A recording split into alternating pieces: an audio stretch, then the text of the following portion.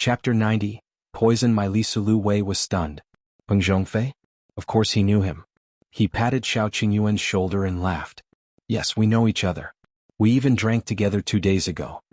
They had even visited a brothel after that, but he could not say that. All right, bring me into the Peng house. The smile on Lu Wei's face instantly froze. He removed his hand from his shoulder and asked dryly, You went to the county city just for the Peng family? Do you have a feud with that Peng Zhongfei? No. Lu Wei heaved a sigh of relief. Then why are you going to the Peng family? If you bring me in, not only will I bring you into the mountains to hunt roe deer, but I'll also bring a tiger, Shao Qingyuan said. He paused for a moment and added, Don't worry, I won't kill anyone or set fire. I won't implicate you. Lu Wei's eyes lit up when he heard about the tiger. He was very tempted. Besides, his relationship with Peng Zhongfei was only average. Everyone had bad friends. Moreover, he was only bringing this guy in. Something really happened, he could just deny it. The Peng family really didn't dare to do anything to him. The Liu family was just keeping a low profile. It wasn't like they didn't have a backer. The commoners didn't know, but how could he not know? The Peng family's official in the capital was only a 5th-grade official. In the capital, he had to tuck his tail between his legs. Moreover, with the roe deer and the tiger, he might have another backer after giving them away. Lu Wei thought for a while and nodded. Okay. His servant quickly pulled him. Young master, if something happens later, do you want to be beaten to death by the old master? The old master said not to cause trouble during this period of time. Lu Wei glared at him and looked at Shao Qingyuan with a smile. Then it's settled. You have to bring me along when you beat the tiger. The servant's face turned pale. Young master, you've been a little arrogant recently. Shao Qingyuan only nodded. He did not say anything else. In any case, he would let this guy stay on the tree when they entered the mountain so that he wouldn't get in the way. Lu Wei happily instructed the coachman to speed up. He saw that Shao Qingyuan seemed to be in a hurry. Shao Qingyuan did not speak along the way. He ignored Lu Wei's desire to talk and lifted the curtain to look at the road ahead.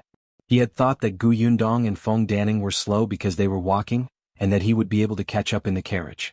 Unexpectedly, they did not see the two of them even when they reached the entrance of the county. Shao Qingyuan frowned. Could it be that they had already gone to the Peng family? He quickly asked Lu Wei to bring him in. Gu Yundong did not go to the Peng family. Since Shao Qingyuan could find a carriage, she would not let herself suffer. On the way, she encountered a mule cart. After saying a few words, she got someone to take them all the way to the county, the Chang family. Feng Danning knocked on the door. Chang Fu's wife, Madame Wang, opened the door. When she saw them, she immediately wanted to close the door, but Gu Yundong pushed it open. Madame Wang was about to shout when Gu Yundong sneered and raised his voice. Where's that thief Chang Fu? Madame Wang felt guilty and subconsciously rushed out to take a look. As expected, she saw someone sticking his head out from next door. She immediately closed the door without a word and came back to her senses. Who are you? Why are you shouting at my house? Gu Yundong ignored her and went straight in. She saw Chang Fu happily drinking wine and eating some side dishes. Yesterday, young Master Peng had rewarded him with 20 taels of silver. Gu Yundong pulled her up. Chang Fu frowned and glared at her. What are you doing? Where did this wild girl come from? Before he could finish speaking, Gu Yundong threw something into his mouth and closed it forcefully. Swallow it. Chang Fu swallowed it and widened his eyes. What did you feed me? My Lisu. Chapter 91. Drag into the room. What's my Lisu? Chang Fu had a very bad feeling. It was just a kind of snack. Gu Yundong smiled slightly. Oh, it's a kind of poison.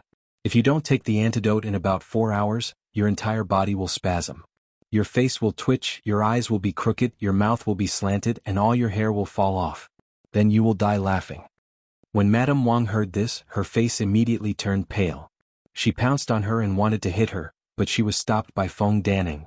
You're so evil at such a young age. They'll beat you to death and sell you to, Gu Yundong snorted. Continue cursing. If you want Chang Fu to die from poisoning, 111 fulfill your wish. You're lying to me. If you dare to kill someone in broad daylight, you won't be able to escape either. Chang Fu didn't believe it. He had never heard of it.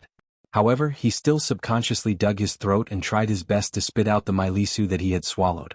However, he could not spit it out. He immediately flared up at Madame Wang. You stupid woman, why aren't you pouring me water? Madame Wang could not care less. She went to the kitchen and scooped a large ladle of water for Chang Fu to drink.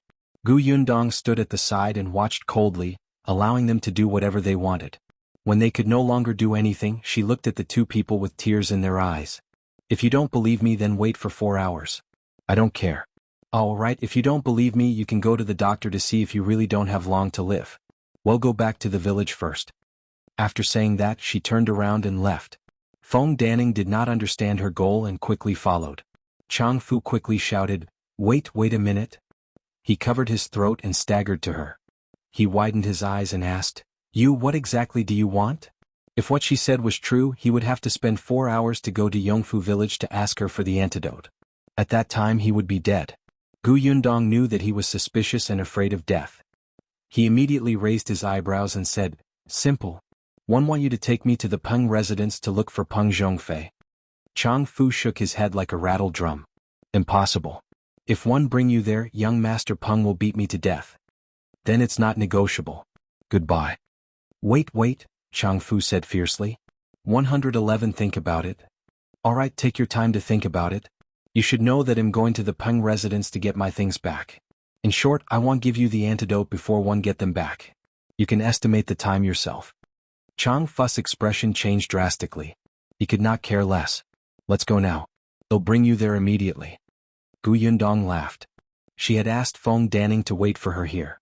Feng Danning wanted to follow, but he was rooted to the ground by Gu Yundong's words that he would hold her back. Gu Yundong had asked him to follow her to the county because she wanted him to bring her to the Chang family. Only Chang Fu and Gu Yundong were going to the Peng residence. Chang Fu did not dare to delay at all and found the nearest way to the Peng residence. He had just been there yesterday and Peng Zhongfei was quite amiable to him. Therefore, when he said that he had something urgent to discuss with young Master Peng today, the gatekeeper did not stop him. However, when they were about to reach the Jinglan manor where Peng Zhongfei lived, the servant at the door stopped them. Eldest young master is discussing something with young Master Liu. Wait here. Chang Fu was burning with anxiety, but he did not dare to act rashly. He could only hope that Lu Wei would come out sooner. Gu Yundong, on the other hand, was calm and composed. She was still in the mood to size up the huge Peng residence. After a while, she excused herself to go to the outhouse. The servant at the door glanced at her and found a passing maidservant to bring her over. Gu Yundong followed behind her and walked slowly. Unexpectedly, a hand suddenly reached out from the side and dragged her into a room. Chapter 92. Going all out. Gu Yundong's expression changed and she moved her elbow backward. It's me. A familiar voice came from behind her, conveniently blocking her elbow. Gu Yundong was slightly stunned. She turned around and saw Shao Qingyuan's expressionless face. She was surprised. Why are you here? Shao Qingyuan saw that she did not realize that she was still in his arms, so he pretended not to know anything. He only lowered his voice and said softly, one came with young Master Liu. Young Master Liu? The one who's chatting with Peng Zhongfei? You know him? I'm not very familiar with him. He's the rich young master who bought our wild boar last time. He's also Lu Wei, who said that he was classmates with the county magistrate's young master yesterday. He wants me to bring him into the mountains for 100 taels of silver. After a pause, Shao Qingyuan continued, I heard that you came to the Peng residence to look for Peng Zhongfei. Young Master Liu happened to be here, so I came to take a look. Gu Yundong blinked. Are you here to help me? Shao Qingyuan was silent for a while. I went into the mountains this morning and caught 2 pheasants. I want to eat salt-baked chicken tonight. Gu Yundong was speechless. You've worked hard enough for food. Shao Qingyuan nodded. I've never eaten it before. It's said to be very delicious. Poor child. Although Gu Yundong was also an orphan, she had eaten good food from kind people when she was young in the orphanage. How do you plan to take back your things? Shao Qingyuan looked at her pitiful gaze and his heart skipped a beat. He had the desire to change his excuse. He was worried that if this continued it would backfire, so he hurriedly changed the topic. When Gu Yundong heard his question, she suddenly realized that she still had important things to do. Only then did she realize that the two of them were so close. She immediately retreated and said, What else can I do? Of course, I'll beat that Peng Zhongfei up and make him return the thing to me. Shao Qingyuan. Gu Yundong saw that he wanted to say something but did not know where to start. She was amused. Haha, you really believe me? I'm not a fool. Besides, her main goal was not to get the blueprints back. Without these two she could draw a better one.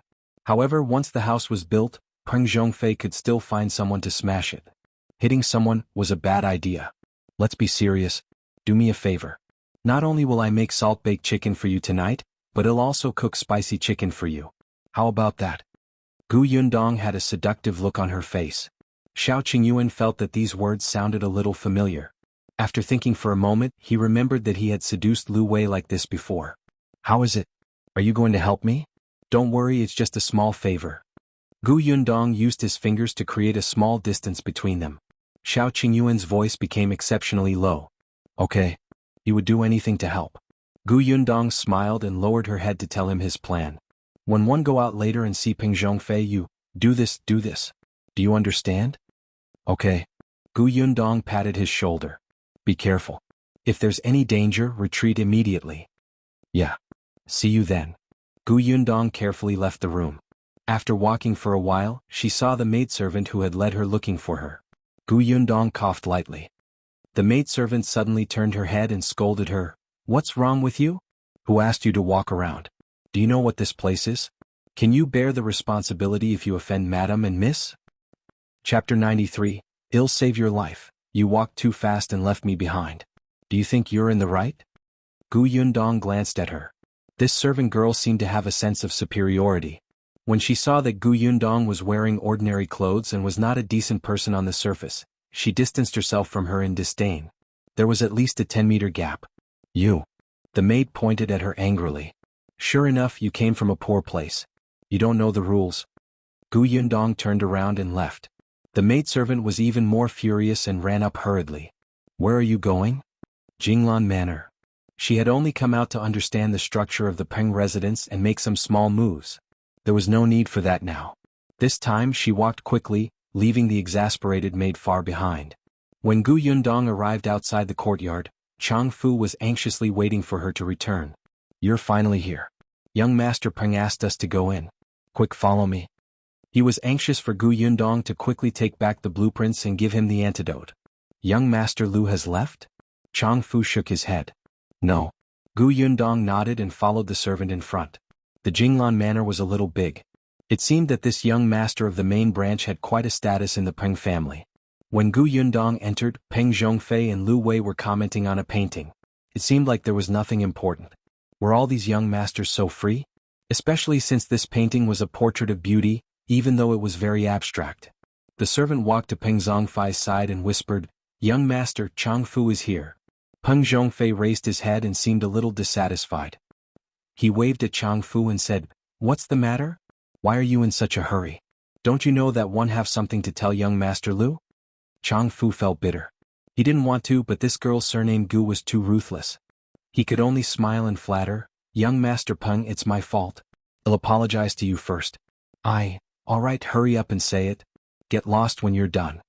Peng Zhongfei waved his hand impatiently, but his gaze towards Chang Fu was filled with warning. It was best not to speak nonsense in front of Lu Wei. It was also Lu Wei who had insisted on letting Chang Fu in just now. Otherwise he would not have bothered with him. Chang Fu responded obediently and hurriedly took a step back. He said, Young Master Peng, this is Miss Gu. She's looking for you. You? Peng Zhongfei glared at him. This kid actually dared to take the initiative to bring an outsider in to see him. Gu Yundong immediately stepped forward and cupped his hands slightly. He lowered his head and said, Young Master Peng, the situation is urgent. I asked Chang Fu to bring me here. Where did you come from? Hurry up and get lost. How dare you get close to me? I don't like a woman with no chest or butt. Peng Zhongfei often encountered such things and wanted to send her away without even asking. The corners of Gu Yundong's mouth twitched. Can you stop feeling so good about yourself? Who has taken a fancy to you? I'm here to save young Master Peng's life. Gu Yundong looked up at him solemnly. Peng Zhongfei was stunned for a moment before looking at her carefully. Although this woman was plain from the beginning to the end and dressed very ordinarily, her face was still good-looking, but she was a little young. Yes, Peng Zhongfei expressed that he still liked people with breasts and buttocks. However, since she was quite beautiful, he would listen to her. To save my life? Peng Zhongfei sneered. You? Why didn't one know that I was going to die? Chapter 94. Because of the blueprint, Gu Yundong stepped forward. Young Master Peng doesn't know me yet, so 111 introduce myself first. My name is Gu Yundong, and am the owner of the 3 drawings that young Master Peng obtained yesterday. Peng Zhongfei's expression suddenly changed and he suddenly sat up straight. Get out. What 3 blueprints? Those blueprints belong to our Peng family. Not only did you steal them without permission, but you also want to call me a thief. What? Do you really think I, Peng Zhongfei, am a kind person? Someone drag her out and break her hand. The servant outside the door immediately ran in and pulled her back. Chang Fu was extremely anxious. On one hand, he was afraid that Peng Zhongfei would blame him. On the other hand, he was afraid that Gu Yundong would die and he would not have the antidote. However, Gu Yundong was not anxious at all. When the servant came over, she would hide.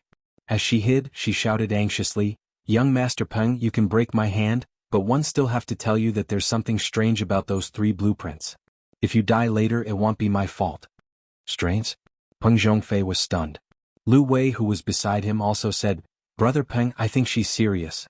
Why don't we hear what's strange about it? If what she said is true, then you—" Peng Zhongfei tightened his grip and waved his hand to stop the servant.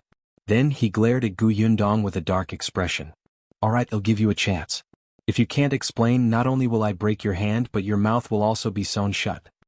Gu Yundong took 2 deep breaths and sat at the side to pour himself a glass of water. "Young Master Peng, you'll know what's going on after you hear it."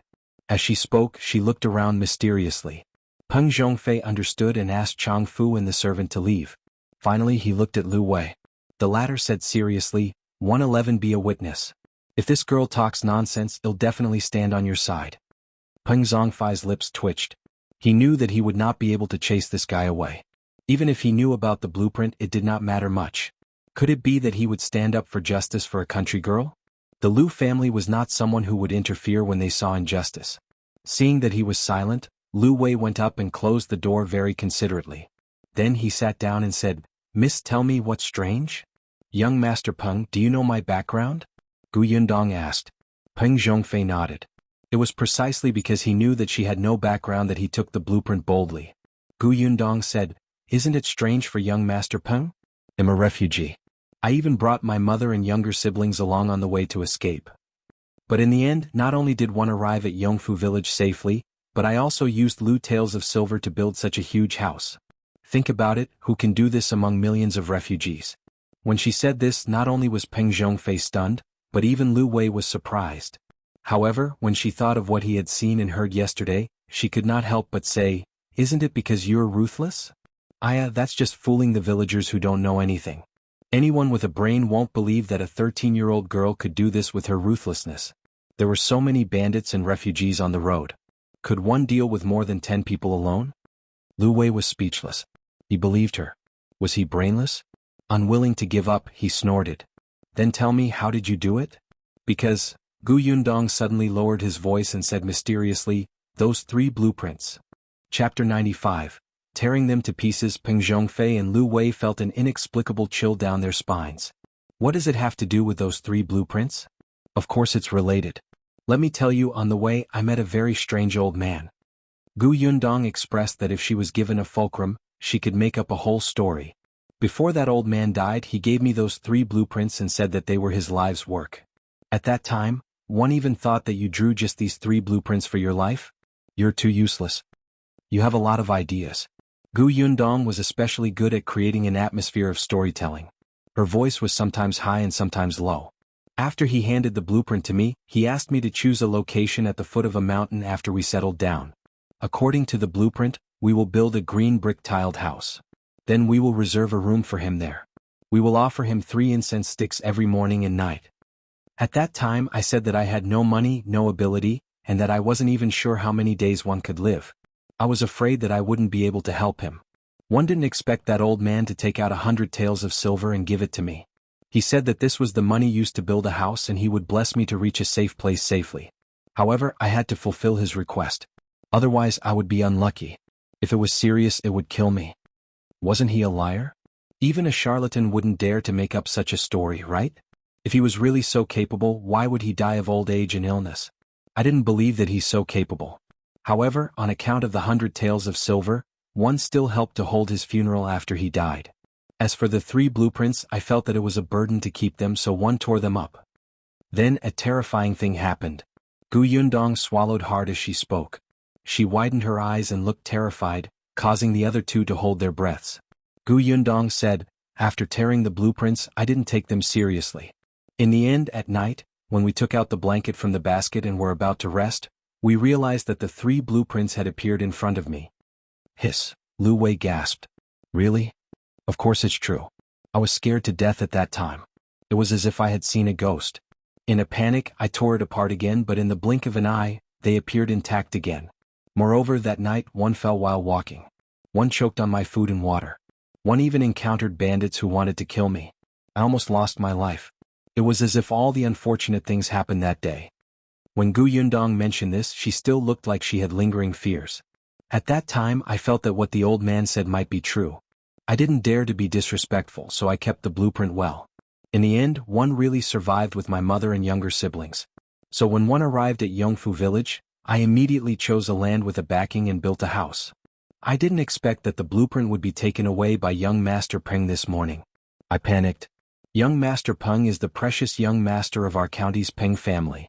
If something happened because of me, wouldn't I be unable to absolve myself of the blame even if I died 1,000 times? One rushed over.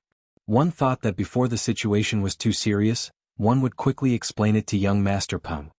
Peng Zhongfei and Lu Wei felt like they were listening to a heavenly book. Their faces were filled with disbelief. However, people nowadays were still very respectful of ghosts and deities, especially when Gu Yundong said it in a terrifying manner, as if it really happened. However, it was not as if she could say whatever she wanted. Peng Zhongfei snorted. Don't tell me you're making up a story. Who knows if it's true? That's simple. If young Master Peng doesn't believe me, you can take out that blueprint and tear one to see if it will appear intact again. Peng Zhongfei frowned. He gritted his teeth and really took out the blueprint. Then, in front of Lu Wei and Gu Yundong, he tore it into pieces, the kind that could not even be pieced together. Gu Yundong lowered his head and smiled. Chapter 96. It really appeared the fragments fell to the ground. Peng Zhongfei and Lu Wei narrowed their eyes and stared at the ground. Their expressions were especially solemn, as if they wanted to watch helplessly as the fragments reassembled into a blueprint in front of them. However, there was no movement for a long time. Peng Zhongfei sneered. As expected, you're lying. Have you thought about whether to break your hand or sew your mouth? Gu Yundong frowned. That's impossible. Let me take a look. As she spoke, she walked towards the 2 of them. When she walked behind Peng Zhongfei, she gently touched his back. That action was instantaneous. Not to mention Lu Wei, even Peng Zhongfei himself did not notice it at all. Gu Yundong looked at the fragments of the blueprint on the ground. When she met Peng Zhongfei's gloomy expression, she suddenly shivered. She seemed to have thought of something and clapped her hands. Oh right, I remember now. After one tore the blueprint appeared elsewhere. Why don't we look in the room? Peng Zhongfei suddenly turned around and stretched out his hand, almost hitting her eyes. You still want to stall for time and play tricks, right? Before he could finish speaking, Lu Wei, who was standing beside him, suddenly took a big step back and knocked over 2 round stools by his feet, making a dull sound. Peng Zhongfei frowned and turned to look at him. He saw Lu Wei staring at his back in shock. The blueprint has indeed appeared. Where? Peng Zhongfei panicked for a moment, but he still forced himself to calm down. Lu Wei pointed at him. On your back. This was too strange. Lu Wei wiped his eyes forcefully, looking like he couldn't believe it. Impossible. Peng Zhongfei shook his head. His hand subconsciously reached back, but he stopped halfway. He swallowed his saliva and asked, Is it really on my back? Lu Wei nodded desperately. Peng Zhongfei instantly felt cold sweat on his body. After a pause, he closed his eyes and suddenly pulled the blueprint off his back. As soon as he saw the contents of the blueprint, Peng Zhongfei widened his eyes and sucked in a cold breath. He threw the blueprint away. Gu Yundong was quick-witted. Before the blueprint fell to the ground, she hurriedly grabbed it and exhaled softly. Then she looked up at Peng Zhongfei and whispered, Young Master Peng, I'm not lying to you, right? Peng Zhongfei walked far away from the blueprint. He wanted to squeeze out a smile, but he could not. He couldn't help but mutter, Impossible. This must be a trick of yours. Impossible. Gu Yundong was very kind. Then why don't you tear another one? Get lost. What kind of stupid idea was that? Gu Yundong carefully placed the blueprint in her hand on the table and gently smoothed it out. Then she put her palms together and closed her eyes as she muttered, Don't blame anyone. Grandpa, young Master Peng didn't do it on purpose. Don't blame him. After all, this matter is too strange. Not to mention young Master Peng, no one will believe it. Peng Zhongfei was crept out by her. He felt that there was really something in the room. Fortunately, there were 2 people here. He chuckled dryly. That's right. Who would believe such a thing? Bang. Pa. Just as he finished speaking, a cracking sound suddenly echoed in his ears. Other than Gu Yundong, Peng Zhongfei and Lu Wei were so shocked that they almost jumped up. Their expressions changed instantly. Chapter 97. Maybe the wind is too strong. The two of them slowly turned their heads with some difficulty and looked at the place where the sound had come from. There was a shelf there. There was originally a half-meter tall vase on it. At this moment, the vase fell to the ground and shattered without any warning. Just like the blueprint that Peng Zhongfei had torn off just now, it turned into pieces. Peng Zhongfei swallowed his saliva and did not dare to go forward. On the other hand, Gu Yundong walked to the vase in a few steps. She glanced at the broken vase, the flowers on the ground, and the water. She looked up at the two of them and said, "Actually, perhaps the wind was a little strong just now. The vase was blown over so it shattered.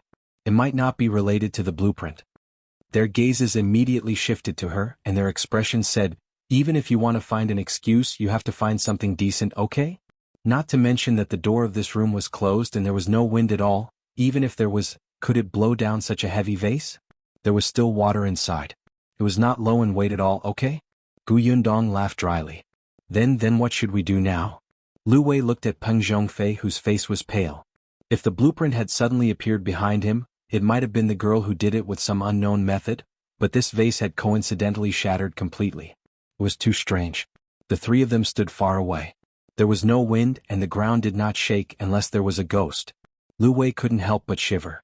He regretted staying behind to watch the drama. Would the old man think that he was in cahoots with Peng Zhongfei? In all honesty, he was a good person. Thinking of this, Lu Wei could not help but take a small step back. Peng Zhongfei was flustered and did not notice his small actions. His footsteps were a little slow and trembling as he moved towards the vase. Gu Yundong turned his body slightly to make way for him. At the same time, she pulled out a crossbow from under the cabinet and stored it in her space. Just now, she took advantage of the fact that the two of them were not paying attention and aimed the crossbow at the vase. The angle happened to be at the foot of the cabinet, which was not easy to see. The moment the vase shattered, she came over to block their vision. "Good. Perfect. It'll scare you to death." Peng Zhongfei did not reach the broken vase. He stopped 2 steps away. He swallowed hard and looked at Gu Yundong. He said, "Take the blueprint back. Take it back quickly.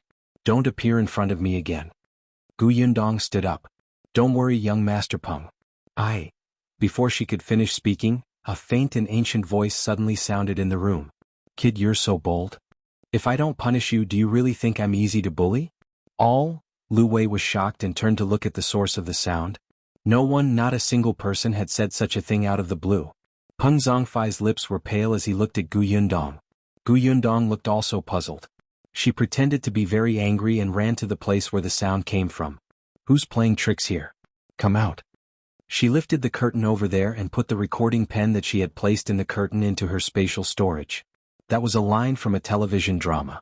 After separating from Shao Qingyuan, she had found a place to secretly record it. There's no one." Gu Yundong turned her head and her voice was trembling. She looked at Peng Zhongfei as if she was about to cry. "I've never encountered such a situation before. I was just a little unlucky. There was no need to be so scary. I'm so afraid." Chapter 98. 200 Tales of Sincerity. Lu Wei expressed that he was also very afraid. Could he leave now? Just as he was thinking this, hurried footsteps came from outside, followed by Peng Zhongfei's voice. "Young master, bad news. Aunt Chui lost her footing and fell into the water." "What?" Peng Zhongfei quickly opened the door. "How is she?" She was saved, but she was quite shocked. "That's good." Peng Zhongfei heaved a sigh of relief. The voice that had appeared out of nowhere echoed in his mind. "Punishment.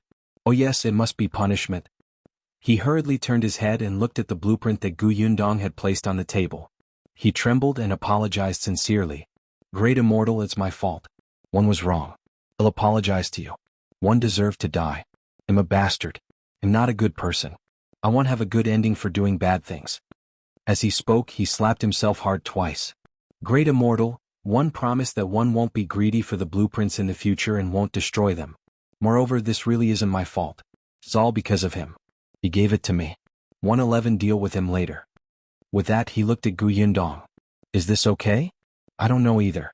In the past, one was unlucky when I tore up the blueprint. You even planned to let someone smash the house after it was built. The situation seems to be more serious than mine. One don't know if he will accept your apology, Gu Yundong said awkwardly. Just as she finished speaking, the servant outside the door said in a panic, "Young master, Black Wolf." Black Wolf suddenly foamed at the mouth and fell to the ground. The Black Wolf was a wolfhound raised by Peng Zhongfei. It usually ate raw meat and drank hot blood. It was raised very ferociously. Not to mention the people outside, even many servants in the Peng residence were bitten until they bled. However, Peng Zhongfei liked it very much. He felt that this dog had a wolf's nature. He often trained it to bite living creatures including humans. Now this dog died an inexplicable death. No, how could it be inexplicable? Peng Zhongfei knelt on the ground this time. He was so frightened that his voice trembled. "Great Immortal, please spare me. I was blind to not recognize you. One was wrong. Give me a chance. 111 offer you 3 incense sticks in the morning and night. 111 buy you the best tribute. How about this? They'll pay for your house. Please spare me this time." Gu Yundong's eyes flickered. He was finally getting to the point. "Young Master Peng, don't be like this. Actually, Grandpa is not a bad person. As long as you sincerely repent, he will definitely forgive you." Gu Yundong said, "Actually, there's no need to pay any money to build a house. Grandpa has already given me the money." That won't do. One have to give it. How about this? You can keep the loot taels of silver that the Great Immortal gave you to buy something else for the Great Immortal. Don't you still need to offer 3 incense sticks in the morning and night? Buy the best incense. The Great Immortal's house is very important. You have to build it well. Loot taels of silver is not enough. 200 taels of silver, 111 give you 200 taels of silver. Gu Yundong was in a difficult position. Is this really good? Then I'm taking advantage of you, young Master Peng. What do you mean by taking advantage? You're just putting in a lot of effort for the Great Immortal. They'll pay and you'll help. I'm very sincere. Lu Wei hurriedly said, "I'm also sincere. I'll pay 50 taels." He hoped that the Great Immortal would not treat him and Peng Zhongfei as allies and let him suffer. Gu Yundong's mouth twitched. These rich young masters were really prodigals. Chapter 99. Perfect resolution. After Peng Zhongfei said that he would pay, he waited for another half an hour. When there was no more bad news outside, he slowly heaved a sigh of relief. It seems that the Great Immortal has agreed, right? He looked at Gu Yundong and asked for confirmation in a low voice. Gu Yundong thought about it and nodded uncertainly. Probably? As soon as she finished speaking, another voice sounded in the room. This time it was different from the previous time. It was a voice that was difficult to tell if it was male or female. At least you know what's good for you. In the future, you're not allowed to cause trouble for the Gu family. You're not allowed to say a word about what happened today. Yes. Peng Zhongfei and Lu Wei nodded repeatedly. Gu Yundong took the opportunity when they were not paying attention to retract the recording pen. She had recorded this herself, using a voice changer app on her phone. After all, this sentence mentioned the Gu family, so she could not record it from the television drama. However, it was precisely because of the completely different voice from before that the fear in Peng Zhongfei and the other man's hearts intensified. He turned around and went to the inner room. After a while, he took out 2 banknotes, both of which were 100 denominations. There you go. Gu Yundong took the money guiltily. Young Master Peng, don't worry too much. At most, you'll be unlucky a few times. Look, I'm fine. Then I'll leave first. Take care. Gu Yundong put away the drawings on the table and turned to leave the Jinglan Manor. She had drawn this blueprint earlier and placed it in her spatial storage. After she handed the first blueprint to Feng Danning, she would sometimes think of places that needed to be modified and added, so she drew a new one. She planned to give it to Feng Danning in 2 days. In fact, there were only some small details that were different. There were not many changes. However, Peng Zhongfei had not studied it carefully. How could he tell the difference between the torn blueprint and the new one? In any case, he was scared out of his wits. Gu Yundong laughed. As soon as he went out, Chang Fu welcomed him. Gu Yundong glanced at him. Let's go. After taking back the blueprint, she did not have to worry about Peng Zhongfei's revenge and even earned 200 taels of silver. Yes, perfect. No, everything would be fine after the last thing. Chang Fu saw that she was in a good mood and had the blueprint in her hand. She actually took it back. He wondered what she had done. As soon as the 2 of them left, Lu Wei also bade farewell. Peng Zhongfei was no longer in the mood to entertain him. He waved his hand and let him leave. Lu Wei did not leave immediately after leaving the Peng residence. He found an alley and stopped, waiting for Shao Qingyuan in the carriage. Peng Zhongfei paced around in frustration. Thinking of what had just happened, he still felt that something was in the room, so he went out to see his beloved dog. The servant hurriedly followed, but he was sent away by Peng Zhongfei to clean up the broken vase on the ground. He walked very quickly. However, not long after he walked out of the Jinglan manor, a sack was suddenly thrown over his head. Then, a series of punches and kicks landed on his body. Peng Zhongfei screamed in pain and could not resist at all. He waited until the other party was almost tired from fighting before stopping. Shao Qingyuan looked at the motionless person on the ground with an indifferent gaze. From afar, a servant heard the noise and rushed over. He took advantage of the chaos in the Peng residence and slipped away from the back door. Unexpectedly, not long after he walked out, he saw two people tugging at each other. Chapter 10. Oh, dare to say such a thing. Shao Qingyuan frowned. Why were these two people here? What were they up to? He was not in a hurry to leave. He stood on the spot and listened. It was Hu Liang and Zhuangzi from Yongfu village. At this moment, the two of them lowered their voices and argued until their faces were red. They even fought. Hu Liang arrived at the county town a little late. After all, both Gu Yundong and Shao Qingyuan had taken a car over. When he arrived outside the Peng residence, he looked for the servant he knew. B0XO. However, that person was not around. The gatekeeper saw that he was sloppy and looked extremely ugly. He was unwilling to pay attention to him, so Hu Liang was blocked outside the residence. He was furious. Even if he was anxious, he could only wait outside. He could be domineering in the village, but in the county he was a coward and could only cower. Unexpectedly, not long after, Zhuangzi came and wanted to pull him away. How could Hu Liang let it go? He even kicked him ruthlessly. You coward. You're just like your parents. Your parents were beaten up and scolded, but you didn't dare to fight back. You're the same. You're actually afraid of a 13-year-old brat. Don't say that you're my brother in the future. Get lost. Zhuangzi was furious when he heard that. He was recuperating at home today. Later, his parents came back and told him about the Peng family. He did not think much of it, but he felt that the girl from the Gu family would definitely not let the matter rest. Her temper was not like that. In the end, not long after, Goshen came to his house and told him about Hu Liang's plan to destroy the Gu family's new house. The moment Zhuangzi heard that, he panicked. Although they had a disagreement the day before, they had been brothers for many years. It was impossible for him to just watch him court death. Gu Yundong could not deal with the Peng family, but she was more than enough to deal with Hu Liang. Hadn't he suffered enough these few days? Therefore, he could not be bothered to rest at home. He rushed to the Gu family's homestead and did not see anyone. Later, someone said that he had gone in the direction of the county. Zhuangzi was furious and immediately rushed to the county city. As expected, he saw Hu Liang pacing left and right at the back door of the Peng family. Seeing that he had not entered yet, Zhuangzi heaved a sigh of relief and wanted to take him away on the spot. Who would have thought that not only was he obstinate, but he also kept poking at his heart. He was also angry. Hu Liang, one used to call you big brother because you were loyal, decisive, and smart. But look at you now. You just have to hold on to a little girl and not let go. You clearly suffered at her hands and lost money. You knew that you were not her match, but you still insisted on charging up. You're saying that I'm not loyal, decisive, or smart enough now, right? Hu Liang interrupted him impatiently. Let me tell you, it's precisely because one suffered a loss that I have to take revenge. This is a man's backbone. I am different from your parents. They don't dare to make a sound when their house is destroyed. They only know how to cry when their family's land is snatched. One think if your sister is raped one day, your family will only obediently give her to the rapist. They won't even dare to let out a fart. Perhaps they have to thank the rapist for taking a fancy to her. Hu Liang. Zhuangzi's eyes widened. How dare you say such a thing? Why wouldn't one dare? Your family is so cowardly. Otherwise, why haven't you had any friends since you were young?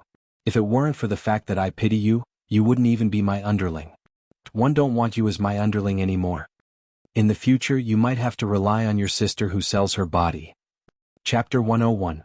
Thrown to the Peng residence, Zhuangzi punched him hard in the face. His eyes were bloodshot and his gaze was filled with hatred. Hu Liang, if you want to die, go ahead. From now on, we're not brothers. Just treat it as my kindness being fed to the dogs. He ignored him and turned to leave. Hu Liang sneered. Do you think I care?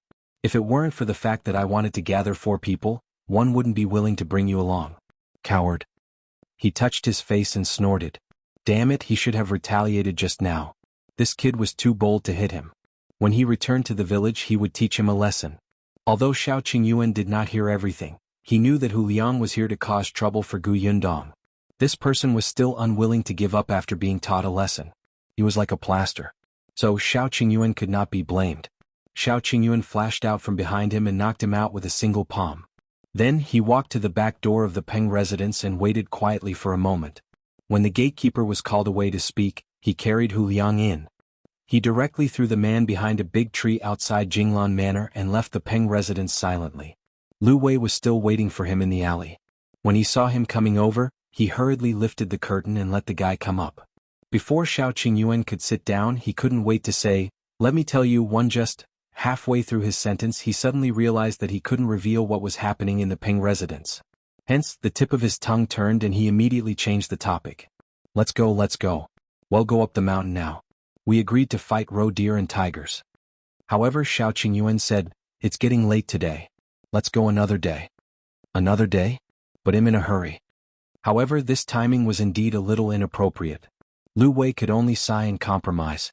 "All right then, tomorrow it is." "All right." Shao Qingyuan turned his head away. Then he got out of the car and left without looking back. Lu Wei pouted. "We haven't even finished talking. Why are you in such a hurry to leave?" However, what exactly did he go to the Peng residence for?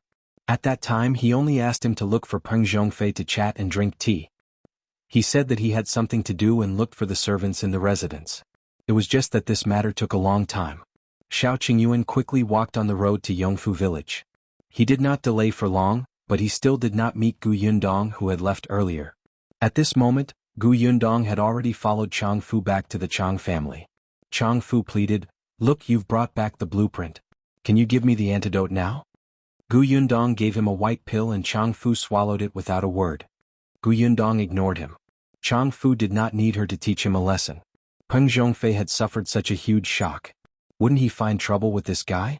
Hence, she turned around and said to Feng Danning, "The matter has been resolved. It's rare for me to come to the county city. Want to buy something. Do you want to go back first?" With the 250 taels of silver that Peng Zhongfei and Lu Wei had given her, she was a rich person now. She could buy many items that were not in the plan. "There's no hurry. What do you want to buy? One can help you carry it." Feng Danning really admired Gu Yundong. At such a young age, she was robbed by the overlord young master of the Peng family. It actually took less than 4 hours for her to bring it back and she was completely fine. Feng Danning felt that he could not do it. He suddenly felt that all these years had been in vain. Gu Yundong thought for a moment.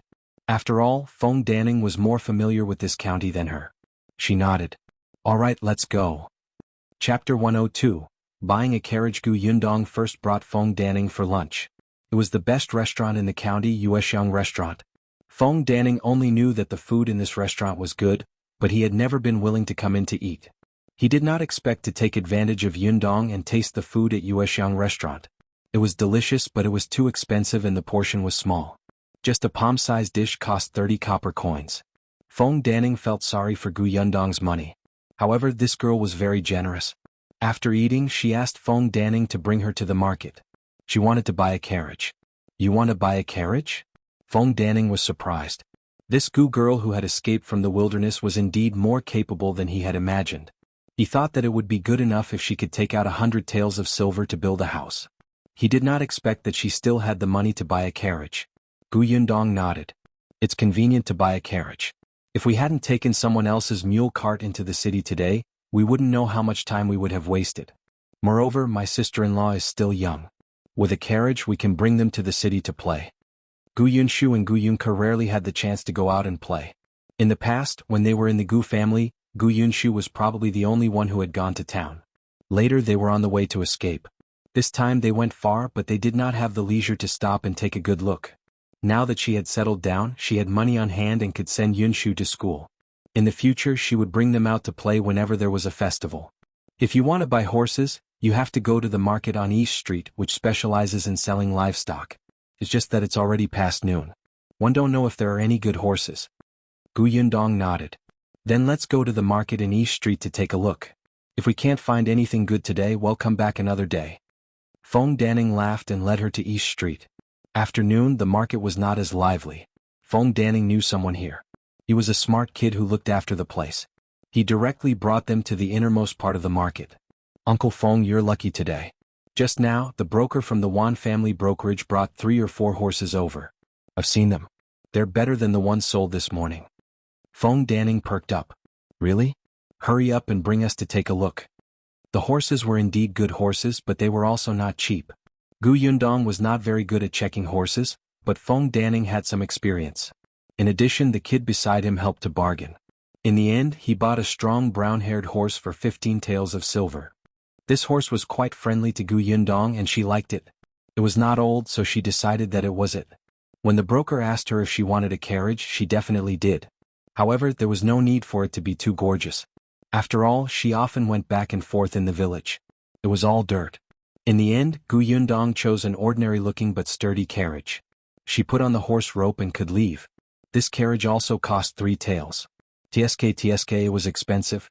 But now that she had a carriage and a house, Gu Yundong was very satisfied. After the carriage was bought, Gu Yundong wanted to go to South Street to buy something. It was prosperous there and was close to the city gate. Feng Danning was a little excited as he drove the carriage. Men loved vehicles, regardless of modern times or ancient times, even if this vehicle was not his. The two of them took the carriage to the East Street. Unexpectedly, when the carriage passed by the back road of the Peng residence, the door of the Peng residence opened and a person was thrown out heavily. If not for Feng Danning's sharp eyes and quick hands, the horse would have been shocked. Chapter 103, Who Cares? Gu Yundong quickly held the carriage door and sat down. He looked up at the person who had been thrown out. That person was in a sorry state. The lower half of his body looked bloody and his face was swollen. Why does he look so familiar? Where have I seen him before? She didn't know him, but Feng Danning did. He was shocked. Isn't this Hu Liang? Why is he here and beaten up like this by the Peng family? Yundong, should we? Feng Danning wanted to ask if he could help. Although this rascal was quite hateful, they were from the same village after all. It was a little unreasonable for him to stand by and do nothing when he saw him like this. Unexpectedly, before he could finish speaking, Hu Liang, who was beaten half to death, started crying at the Peng residence. I'm not lying. I'm really here to look for young Master Peng. I know that Gu Yundong wants to harm young Master Peng. She went around our village saying that young Master Peng stole her things and even said that she has a backer to torture young Master Peng to death. Hu Liang did not know how things had turned out like this. He had been in the Peng residence since the moment he woke up. He was about to look for young Master Peng when he was caught. They said that he was a thief who had broken into the residence. He must have been involved in young Master's accident. Then he was beaten up without a word and thrown out. Gu Yundong sneered. Facing Feng Danning's similarly gloomy expression, she said, Who cares if he dies? It didn't look like he had been hit very seriously. He still had so much strength to frame her. Feng Danning did not look at Hu Liang again and drove the carriage past him. Hu Liang still wanted to work hard, but he did not expect another person to come out of the Peng residence. It was Peng Zhongfei's servant. This servant had been taking care of Peng Zhongfei, who had been beaten up previously. Later on, he heard the subordinates talking about Hu Liang. When he reported it to the young master was actually very angry. He said that the Gu family was under his protection now. Whoever dared to destroy the Gu family's house would be going against the Peng family. He asked the servant to come out and give Hu Liang a warning. The servant did not look at Hu Liang. He only said a few words to the thugs beside him before entering again. As soon as he left, the thugs began to approach Hu Liang step by step. Gu Yundong and his wife did not know what happened after that. As soon as she arrived at South Street, she started shopping crazily.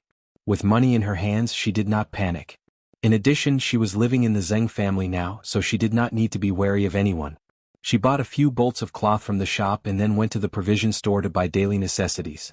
However, the provision store in the county city was really too small compared to the prefectural city. When she saw the jewelry shop, she went in and bought 2 small gold locks for Gu Yunshu and Gu Yunke. She remembered that the youngest son of the second branch had a small golden lock. Gu Yunshu was very envious when he saw it. Now that she saw it, she would definitely be happy. There was also a silver hairpin for her mother. She was good looking. After cleaning up, she would be a beauty. With some jewelry, she was simply too pleasing to the eye. In the end, she bought herself a pair of earrings. Yes, if she was rich, she had to show off. After buying the jewelry, she went to buy a lot of food. Thinking of Shao Qingyuan, she paused and went to the blacksmith's shop to get a barbecue rack. She could come over and get it in 5 to 6 days. When the time came, she would make him a barbecue. After buying everything, it was almost evening. Satisfied, Gu Yundong returned to the village in the carriage. Even though it was getting late, the carriage still attracted everyone's attention as soon as it entered the village. Chapter 104:1 Bought it. The driver was Feng Danning. Many people in the village knew that Feng Danning had followed Gu Yundong to the Peng residence this morning. It was all thanks to Jin Yuexiang's publicity. Therefore, when they saw him, everyone could not help but surround him. They even asked him where this carriage came from. Was it from the Peng residence? Before Feng Danning could answer, he was interrupted by Jin Yuexiang, who had rushed over to watch the show. What do you mean the Peng family gave it to him? What are you all thinking? Gu Yundong went to cause trouble for young Master Peng, but the Peng family still gave them a carriage? As he spoke, he even laughed loudly and said maliciously, I think she was beaten to death by the Peng family. Feng Danning hired a carriage to pull her back, right? Everyone took 2 steps back with a whoosh. They widened their eyes and looked at the carriage in fear, as if bright red blood would flow out at any time. Feng Danning felt helpless. Jin Yuexiang was full of nonsense. No matter how domineering the Peng family was, they would not dare to kill someone so blatantly and ask him to pull the corpse back.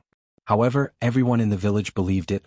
Even Qin Liang, who had rushed over later, widened his eyes in disbelief. He said bitterly, Did something really happen? Zai Danning, why didn't you stop them? You. Before he could finish speaking, Gu Yundong slowly lifted the curtain and smiled at everyone. This carriage was indeed not given by the Peng family. I bought it myself. Whoa. Everyone took a small step back in unison. The smug smile on Jin Yuexiang's face instantly froze. She widened her eyes and looked at Gu Yundong. You're fine? What are you talking about? What can happen to me? Didn't you go and find trouble with the Peng family? Gu Yundong looked innocent. Who did you hear that from? Jin Yuexiang shouted. I heard it with my own ears. It was clearly Feng Danning who said that the blueprint had been taken away by young Master Peng. He didn't even allow you to build a house. You went to the Peng family to ask for an explanation. Oh, so she was eavesdropping. Gu Yundong raised his eyebrows. Oh, young Master Peng only said that my drawing is very good and wanted to borrow it to take a look. I happened to be going to the county city to buy something today, so I took the drawing back. Why is it that when it comes to you, it becomes me going to the Peng residence to demand an explanation? Do you dare to say this in front of young Master Peng? Feng Danning said righteously, That's right. Yundong wanted to buy a carriage. One happened to be more familiar with it, so she asked me to help her pick one. She could also go to the Peng residence to get the blueprints. Jin Yuexiang, how can you distort the truth and spread rumors everywhere, making everyone panic? Jin Yuexiang was dumbfounded. Did she hear wrongly? No. The others suddenly understood. So that was the case. If it was really as Jin Yuexiang had said, would Feng Danning and Gu Yundong be able to return safely? Indeed, they could not trust Big Mouth's words too much. Qin Liang heaved a sigh of relief and turned his attention to the carriage. Did you buy this? Gu Yundong got out of the carriage. I thought that it would be more convenient with a carriage. We won't have to rely on our legs to go to the county next time. Qin Liang nodded. The Gu family was indeed wealthy. The Gu girl. At this moment, someone suddenly called out to her from the side and said enviously, Your carriage looks very good. This horse looks strong. The carriage is also sturdy and big. In the future, when we go to the county city, it will be convenient, right? Chapter 105. Honggu Yundong looked at the man. He was a middle-aged man. She did not know him, but she did not like to hear him say such things in front of everyone. Hence, she smiled at that person and said, It's my family's convenience. It has nothing to do with you. That person was stunned. This little girl really didn't know how to conduct herself. He raised his eyebrows. Why? We're from the same village. If we need help, you're not even willing to lend your carriage? Yes, as long as you pay 20 copper coins per trip to the county. The price was clearly stated, lest everyone wanted to curry favor and take advantage of her. Did she look like someone who was easy to talk to? You're too black-hearted. We're all from the same village and you're actually charging money? That person immediately shouted, Isn't that right, everyone? We'll only pay 3 copper coins each if we take the ox cart to the county. Gu Yundong said, Oh, so you know that you have to pay for taking someone else's carriage. I thought you didn't know that even biological brothers have to settle accounts clearly. If you think it's too expensive, you can choose not to take it. I bought the carriage for myself, not for you. That person choked. Qin Liang, who was at the side, could not stand it anymore. All right, one look and you can tell that this carriage is not cheap. There are so many people in the entire village. If everybody takes it, can you let her have some peace? The carriage is not for public use. One think the method of charging money is quite good. If you can afford it, you can take it. If you can't, you can take the ox cart. It's been like this for so many years. What? Does the Gu family buy a carriage and your legs are broken? Gu Yundong silently gave him a thumbs up. As she said it, it was like she was looking down on them. The village chief was the right person to say it.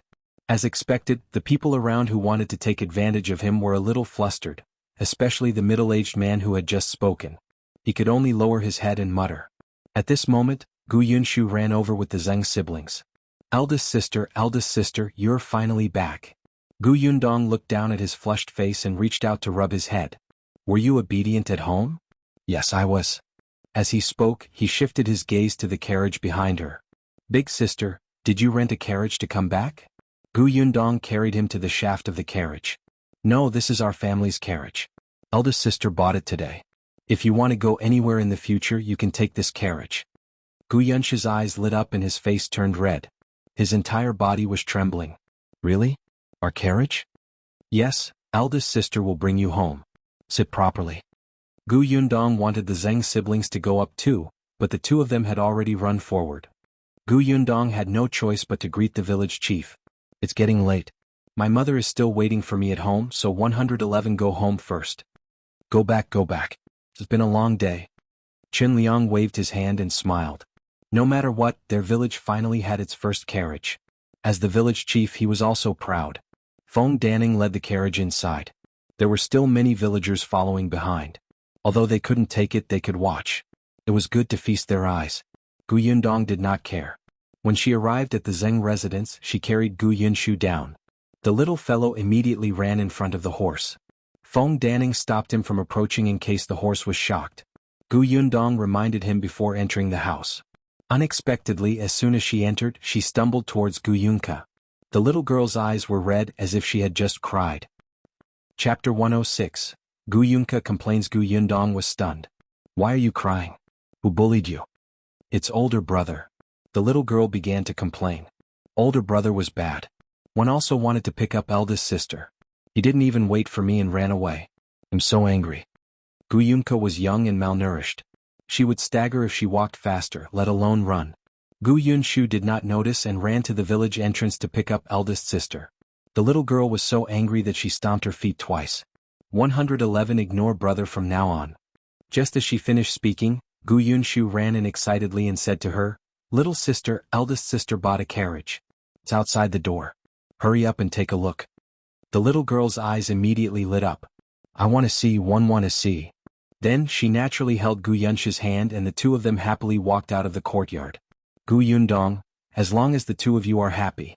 She shook her head and stood up to look at Madame Yang and Madame Dong. Madame Yang's eyes were also sparkling. Gu Yundong laughed. "If you want to see it, go and see it. But don't get too close to the horse's butt." Madame Yang ran away. Only then did Dong Xiulan walk to her side and exhale softly. "It's good that you're fine. Qingyuan came back earlier and said that your matter has been resolved. The Peng family won't find trouble with you. But I'm always worried about you not coming back." "Any Dong, don't worry. If one was not confident that I could solve the problem, one wouldn't have rushed forward rashly." Gu Yundong quite liked Dong Xiulan. "You said that Shao Qingyuan is back. Is he next door?" "I think so. You saw him in the county, didn't you?" "I did. He even did me a favor." Dong Xiulan immediately smiled. "Am I right? Qingyuan is a good child." "Yeah." As they were talking, Gu Yunshu came in with a stick of candied hawthorn in his hand. "Eldest sister, did you buy this for us?" Just now, Uncle Feng said that there were many things to unload in the carriage, so he went to help carry them. He did not expect to see a few red sticks of candied hawthorn as soon as he got in. He was fine, but Gu Yunke had already licked off half of the candy. There should be a few more skewers in the carriage. Give one to Zheng Yu and the others each and leave two for Uncle Feng to take home.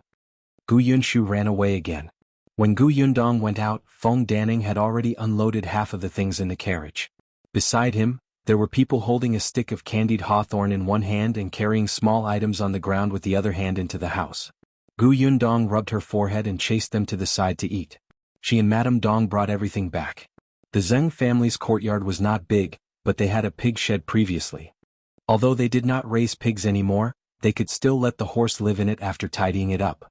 Feng Danning had wanted Gu Yundong to leave the carriage at his house, But Gu Yundong saw that the children surrounded the carriage and were unwilling to leave, so he gave up. After Feng Danning left, Gu Yundong began to sort out the pile of things he had bought.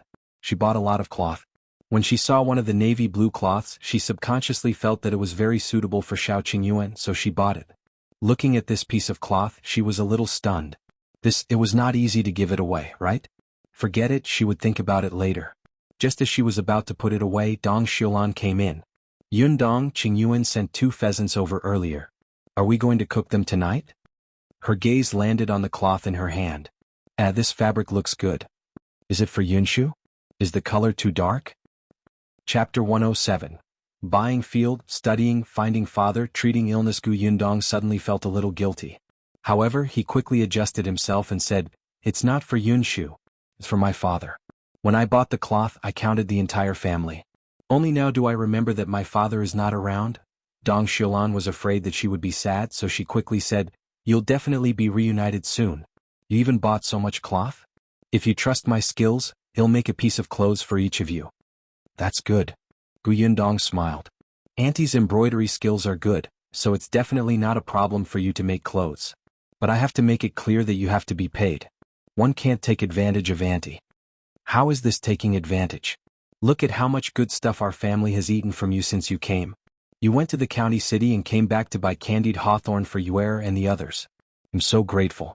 It won't take much effort to make a few sets of clothes. It's settled. With that, Dong Xiulan left without waiting for her to reject. Gu Yundong laughed and shook her head. She did not insist. After tidying up herself, she went to the kitchen to cook the 2 pheasants. They had agreed to make a salt-baked chicken and a spicy chicken for Shao Qingyuan. Dong Xiulan had taken care of the 2 chickens, so Gu Yundong moved much faster. In addition to the 2 chickens, she also bought other vegetables in the county city. When they were done, she asked Gu Yunshu to send them to the neighboring house. After dinner, Gu Yundong sat on the chair and pondered. Now that the blueprints were back, the Peng family would not cause trouble for him. Apart from the money she had to build a house and buy a carriage, she still had about 230 taels of silver. To others it might seem like a lot, but to Gu Yundong it was not enough. Not to mention that she did not have a fixed asset like fertile land, she still had to send Gu Yunshu to school, find Gu Dajiang and treat Madame Yang. These were all money-burning jobs where she could not save money even if she wanted to. She had to buy a few acres of fertile land. She could rent it out even if she didn't know how to grow it. Yunshu's school was not in a hurry. She heard from the village chief that the school in town had to accept students above the age of 6. Yunshu would only be 6 years old after the new year. She could just ask around first. As for Gu Dajiang, after the house was built, she wanted to personally make a trip to Qingyuan Prefecture. Back then they had agreed to meet in Qingyuan Prefecture. If Gu Dajiang was still alive, he would definitely go. However, after the chaos in Qingyuan Prefecture, it was hard to say what would happen next. In this era there was no mobile phone network. It was too difficult to find someone. Also, Madame Yang's illness was actually what Gu Yundong was most worried about at the moment. She was afraid that the blood clot in her brain would spread and aggravate her condition. She hoped that Dr. Song would come back soon. Knock knock. A soft knocking sound suddenly came from the window. Gu Yundong jumped up from the bed and immediately walked to the window. Who is it? Me. Shao Qingyuan? The corners of Gu Yundong's mouth twitched. Wait a moment. She came out of the house and saw the man's tall and handsome figure under the moonlight. Damn it, why did it feel like every time they met it was in the middle of the night? It felt like they were dating in private. The salt-baked chicken and spicy chicken are very delicious. Thank you, Shao Qingyuan said. We agreed that since you helped me, I'll cook delicious food for you. Besides, we ate a lot of the wild animals you hunted. That's why I'm here. I want to ask you for a favor. Gu Yundong was stunned. What favor? Shao Qingyuan bent down and handed over a cloth bag by his feet. Chapter 108. Under the stove. Only then did Gu Yundong notice that there was something beside his feet. What is this? White flour, Shao Qingyuan said. I'm going to bring that young Master Liu into the mountains tomorrow morning. I promised him that one would go deep into the mountains to kill the tigers. I might only be back in 2 or 3 days, so one have to bring some dry food. The steamed buns and pancakes in town are too disgusting. I want you to help make some. Gu Yundong's eyes widened. Tigers? You're going to fight the tigers? Have you fought them before? I did. Once, when he went deep into the mountains, he encountered an old hunter who was bitten by a tiger and was almost forced into a corner. He was the one who knocked the tiger down. Later on, the old hunter dealt with the tiger and gave him the bulk of the money. But you even brought that useless young Master Lu along this time. Won't he be dragging you down? Gu Yundong frowned. He felt that his decision was very unwise. If he wanted to fight the tiger, it would be easier for him to escape if he encountered danger in the mountains alone. But with such a rich young master, Gu Yundong had a feeling that they were courting death. Shao Qingyuan said. He insisted on following. What a prodigal son who wants to drag others down with him. Gu Yundong regretted that she had only received 50 taels of silver in the day. One think it's better for you to knock him out and throw him into a tree. That's what one planned to do. Gu Yundong was speechless. She could not help but laugh. Seeing that he had already made up his mind, Gu Yundong could not say anything. She took the white flour bag. Wait a moment. 111 make pancakes for you now. In this weather, it won't be a problem to keep them for 2 or 3 days. Later you can make them hot and eat them. By the way, can you eat spicy food? I'll make you some hot sauce. I'll warm you up. Shao Qingyuan couldn't help but smile when he saw her turn around and return to the kitchen. Okay. Gu Yundong's movements were very light. Madame Dong and the rest were sound asleep and were a distance away from the kitchen. Once the door was closed, most of the sound was cut off. Although Shao Qingyuan's culinary skills were not good, he could still start a fire. One of them stood in front of the stove while the other was sitting. The scene was indescribably harmonious. Gu Yundong kneaded the flour and asked about what happened during the day. You were the one who caused Aunt Chui to fall into the water and the dogs to foam at the mouth? Back then she had asked him to create 2 chaos in the residence in half an hour. It would be best if it was closely related to Peng Zhongfei. Moreover, it was the kind of unlucky thing that made people think that he had done too many bad things and received retribution. As expected, the 2 consecutive incidents made Peng Zhongfei believe her words without a doubt. Aunt Xiu's matter had nothing to do with me. The dog was my doing. Shao Qingyuan originally wanted to light a fire in Peng Zhongfei's study, but before he could do so, he realized that Peng Zhongfei's first wife wanted to deal with his beloved concubine Madame Chui. Shao Qingyuan watched coldly as his wife and concubines fought. When the servants went to Jinglan Manor to report to Peng Zhongfei, he went to find the ferocious dog. When it saw Shao Qingyuan, the dog bared its fangs at him and wanted to bite him, but he kicked it away. Then this dog foamed at the mouth. Gu Yundong could not help but laugh when she heard that. She was very agile. When Shao Qingyuan asked her how to get the blueprint back, she said what she needed to say. There was nothing to hide from the 2 of them. When all the pancakes were done, Gu Yundong gathered them all and handed them to Shao Qingyuan. Time was limited, so she could only make do with this. Shao Qingyuan was about to leave with the cloth bag containing the hot pancakes and sauce when Gu Yundong suddenly thought of something and hurriedly stopped him. Wait a moment. Chapter 109. Who is Shao Qingyuan? Gu Yundong ran into his room and quickly came out with the crossbow in his hand. I'll lend this to you, she said. But after you defeat the tiger, you'll give me 10% of the silver. It's not that I'm ruthless, but this is good stuff. You've seen it before. It's powerful and life-saving. Shao Qingyuan lowered his head and looked at the crossbow in his hand. His slightly lowered eyes seemed to flash. His fingers tightened slightly. After a moment he looked up. He'll give you 20%. Gu Yundong's eyes lit up. This guy was too smart. Only then did Shao Qingyuan leave. However, his back view made him look even taller. Gu Yundong then tidied up the kitchen and went to sleep. The next morning the entire Yongfu village became noisy again. It wasn't farm time now and most of the people were chatting outside. Hence, they saw the gorgeous carriage that had sped over early in the morning. Everyone at the village entrance stood up with a whoosh. What's going on? The Gu family bought a carriage yesterday. Who bought it today? As soon as someone finished speaking, he heard the servant driving the carriage ask, Brother, how do we get to Shao Qingyuan's house? Shao Qingyuan? Who is it? There's no such person in our village. Did you find the wrong person? The servant was dumbfounded. What? There was no such person? Isn't this Yongfu village? It's Yongfu village, but there's indeed no one called Shao Qingyuan. Tell me in detail what that person looks like. He might be from the neighboring village. It'll help you ask around. Why ask? Madame Zhou couldn't stand it anymore. She squeezed in with a washing basin and couldn't help but roll her eyes at the group of people. Then she said to the servant, Why are you looking for Shao Qingyuan? Don't tell me you're looking for trouble? The curtain of the carriage was lifted, revealing Lu Wei's face. He smiled and said to Madame Zhou, I'm looking for him to help me. He's from this village, right? Someone beside him recognized him. Wasn't this the young master behind Madame Fang and her daughter that day? The discussions at the side made Madame Zhou understand. It seemed that they were not looking for trouble. She heaved a sigh of relief and pointed to the left. Shao Qingyuan's house is at the foot of the mountain over there. Go over and you'll see a house under construction. Just go a little further. A villager exclaimed, "Isn't that the home of a wolf cub?" A wolf cub, that's right, the wolf cub seemed to be called Shao Qing something. This was a habit and they almost forgot his original name. Lu Wei thanked him and asked the servant to drive the carriage to the Shao family. When everyone saw him leave, they followed behind curiously. Not long after, Lu Wei entered the Shao family's house. The villagers who had followed him here were a little far from his house. They only dared to stand at the entrance of the Zheng family's house and discuss. Shao Qingyuan had been waiting for him since a long time ago. Everything that needed to be prepared had been prepared. When Lu Wei arrived, he didn't even drink any water before he was called into the mountain. "Have you brought everything?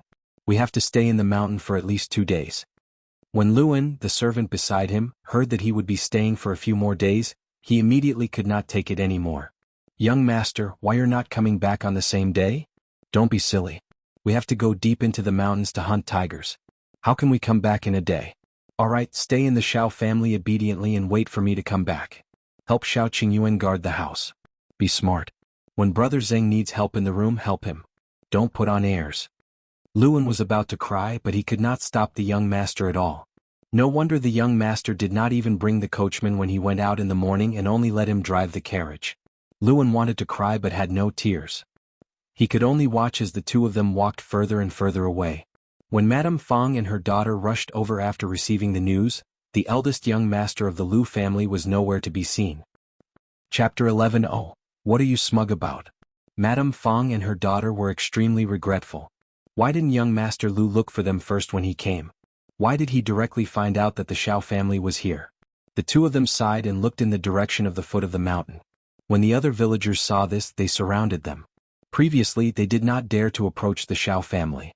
Now that Shao Qingyuan had left, they naturally wanted to know how young Master Liu met the wolf cub. Why did he let him bring him into the mountain?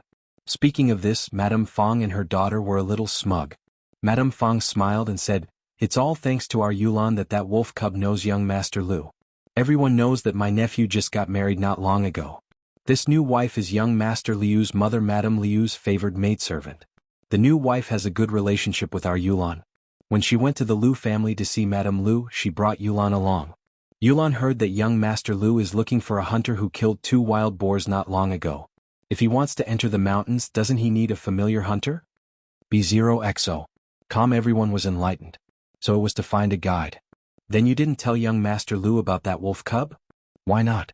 But what kind of family is the Liu family? Who is young Master Liu? Why would he be afraid of a wolf cub? Madame Fang said smugly, "My niece-in-law said that young Master Liu knows martial arts. Otherwise, why would he dare to follow the wolf cub into the mountain without bringing anyone? Don't underestimate him." "How much money can that wolf cub get by bringing him into the mountains?" someone asked. Madame Fang really didn't know about this, but it didn't stop her from thinking. Hence, after a pause, Madame Fang stretched out 2 fingers and shook them. "Definitely. 2 taels of silver? Of course. Young Master Liu has always been generous." Speaking of the Liu family, Madame Fang and her daughter really talked non-stop. Madame Zhou's face darkened. She held the wooden basin and snorted. Then she turned around and went home. Her second daughter-in-law, Madame Song, was also in the crowd. Seeing this, she hurriedly followed and took the wooden basin from her mother-in-law. Madame Zhou walked away quickly. One don't know what's there to be happy about. Is it worth it for her to be so smug when her nephew marries a maidservant who serves others? What is she thinking? She even took it out and spread it around. Don't you know that she's a widow? Look at the men around her. She's simply embarrassing our Qin family. Mother, don't be angry. Second aunt said that after Sister Yulan marries into the Wu family, she will also go to town. We want to see her a lot in the future. Madame Zhou sneered. She still wants to live in town? How much money does she have? If she goes to town, she will need money to buy anything. She might have to borrow from us again. If she borrows it, she won't return it. Besides, look at how petty she was just now. Is young Master Liu being generous by giving him 2 taels of silver? Even the Gu family's Yundong is... She instantly stopped talking. It was not good to say this outside, and it would not be good for others to hear it. However, when she thought of Madame Fang's expression, Madame Zhou felt uncomfortable. The two of them entered the house one after another. Just as they entered, they saw Niu Dan rushing out. Madame Zhou couldn't even stop him. "Hey, where are you going so early in the morning?" Niu Dan was lucky. He had only been in school for a few days, but he had already met a rest day. Where else can one go? Niu Dan had already run far away. Madame Song couldn't help but laugh. He must be going to the Gu family. Last time, after eating at the Gu family, he despised my cooking and said that eating meat was like eating grass. Yesterday when he came back from school, he rushed to the Gu family. Yunshu even gave him a stick of candied hawthorn.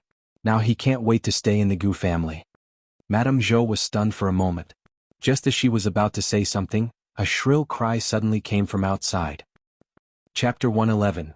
Making the call. This voice suddenly became sharp, startling the mother-in-law and daughter-in-law who were talking.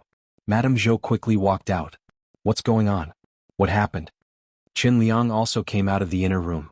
The few of them came to the front yard and saw Jin Yuexiang sitting on the ground crying. "Village chief, our Liangzi is in trouble. His legs were broken." Qin Liang and the others were shocked. Before they could react, they saw Hu Liang being carried into the courtyard. Hu Liang looked terrible. The smell of blood on his body was extremely strong. His eyes were closed as he fell asleep. Qin Liang quickly took a few steps forward. "What's going on? Who hit him?" Jin Yuexiang immediately pointed to a man who was being held by the Hu brothers. "That's him. Liangzi came back with him." That person struggled angrily but did not break free. His face was ashen as he said, "You guys really don't know what's good for you. I was kind enough to send your son back, but you guys are blackmailing me. Bah, if I had known, I wouldn't have cared about your son's life." Jin Yuexiang got up and rushed over to grab the man's face. "What did you say? Say it again." Qin Liang quickly called his wife and daughter-in-law to stop her. "What are you doing? He hasn't said it clearly. Why did you attack?" Then he looked at the man and asked, "What exactly happened?" The man snorted. "Uncle Qin Liang, I'm Quan from the neighboring village. You should know my father Jiang Fang. I've been working in the county city recently. This morning, one saw Hu Liang being thrown into the alley with blood all over him. One didn't know what happened, so one brought him back out of kindness. Who knew that when one sent him to the Hu family and wanted to leave, they would invite a doctor while entertain me hypocritically. After the doctor said that he couldn't keep his legs, the Hu family actually didn't let me leave. They even said that I beat Hu Liang up and asked me to compensate. I've never seen such a shameless person. If one had known, I wouldn't have cared about Hu Liang's life at all." Jin Yuexiang shouted, "If it wasn't for you, would you be so kind as to send him back? My Liangzi is so pitiful. Why did he meet such a heartless person like you? You're going to be struck by lightning." Quan gritted his teeth. "The one who's struck by lightning will be your Hu family. You raised a son who only knows how to steal. He deserves this outcome." "Village chief, you heard him. He's admitting that he did it." Madame Zhou and Madame Song could not help but roll their eyes. When did he admit it? Qin Liang could not be bothered with her. He only asked Quan, "Then do you know who beat him up?" Quan immediately fell silent. Qin Liang frowned. Seeing that Jin Yuexiang wanted to make a fuss again, he glared at her. "Go ahead, Quan. One I've asked around." Quan hesitated for a moment before saying, "They said that Hu Liang's legs were broken by the people from the Peng family." As soon as he said this, everyone was stunned. Even Jin Yuexiang seemed to have choked. Quan did not mention this at all just now. He only said that they would naturally know when Hu Liang woke up. But how could it be the Peng family? The Peng family had no enmity with their family. What right did they have to break her son's legs? Jin Yuexiang was a person who bullied the weak and feared the strong. Quan was alone. Although she was sad and heartbroken that Liangzi had broken his legs, she still wanted him to compensate her under the instigation of her two sons. However, how would Jin Yuexiang dare to challenge the Peng family? It was at this moment that Gu Yundong entered the village chief's house. Chapter 112. Dream on. Gu Yundong was here to buy fertile land from the village chief. Previously, because of Lu Wei's arrival, a large group of people had gathered at the Zheng family's door. After Madame Fang and the others left, Niu Dan ran over to look for Yunshu to play with. She knew that Qin Liang was resting at home, so she asked where there was fertile land to sell. But looking at the situation in the courtyard now, she seemed to have come at the wrong time. "Chief, can I come back later?" Qin Liang nodded at her and Gu Yundong turned to leave. Jin Yuexiang suddenly reacted and jumped up. She pointed at Gu Yundong and said, "It's her. She must have done it."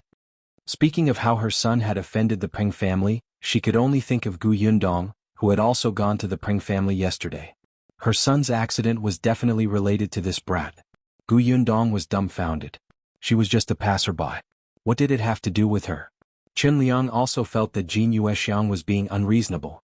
Why did Yundong hit your son? Your family compensated her 5 taels of silver, and Yundong also said that this matter would end here. Jin Yuexiang, you don't like the young lady, so you threw dirty water at her. Can you still be a human?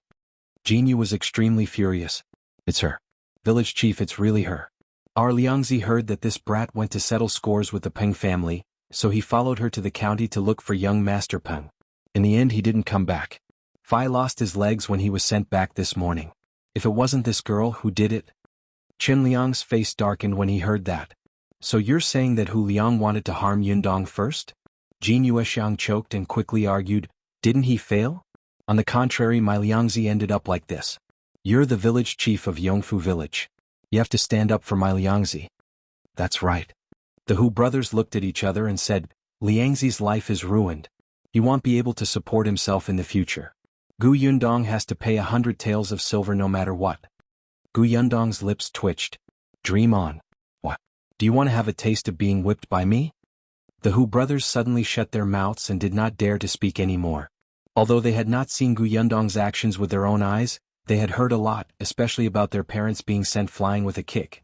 On the other side, Quan could not stand it anymore. One already said that it was the Peng residents who did it. The Peng residents spread the word that Hu Liang sneaked into the residence and stole something.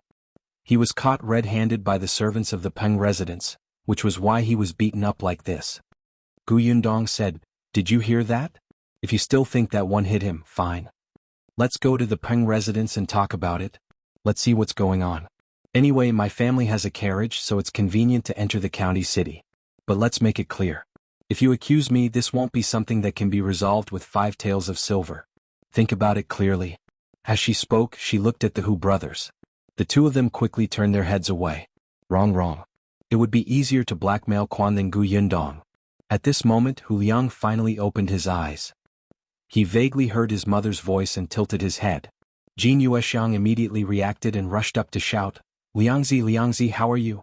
Tell me what happened. When Hu Liang woke up, he was in so much pain that his forehead was covered in sweat. He immediately cried, Mother, my legs are gone. The Peng family broke my legs. Alright, forget about blackmailing Gu Yundong now, even Quan was no longer an option. Chapter 113. Guilty. As soon as Hu Liang said that, the Hu brothers felt that they were in trouble, but what could they do? The village chief was watching from the side. Madame Zhou and Madame Song pursed their lips secretly. They were very tired of the Hu family. Although they were from the same village, Hu Liang was a cancer in the village. It might be a good thing if his legs were broken. Jin Yuexiang did not know what these people were thinking. When she saw that her old son had woken up and confirmed that it was really the Peng family's doing, she panicked and hurriedly asked, What happened? What exactly happened? Why did the people from the Peng family break your legs for no reason? Did you really go to their house to steal things? You're stupid. How dare you sneak into the Peng family? What will one do in the future? As she spoke, she started crying. Hu Liang's body was in pain, and he became even more irritable after she cried. I'm not dead. Stop howling. Jin Yuexiang was instantly choked and could not speak. Gu Yundong quickly held it in so that her laughter would not agitate his family. Chen Liang felt a headache coming on. He took 2 steps forward and stood in front of Hu Liang. He asked, Tell me clearly, why did the Peng family break your legs? What did you do? Hu Liang gasped in pain as he screamed. Even if the village chief was in front of him, he could not care less about his temper. Why? How would one know why? I was knocked out after circling the back door of the Peng residence. When one woke up, I was in the Peng residence. Then those servants of the Peng residence grabbed me and beat me up. They said that I stole something and threw me out after beating me up. That's not all. They even broke my legs later. I didn't do anything at all. Why don't you ask the people of the Peng residence yourself? Chen Liang was so angry that he almost fell backward.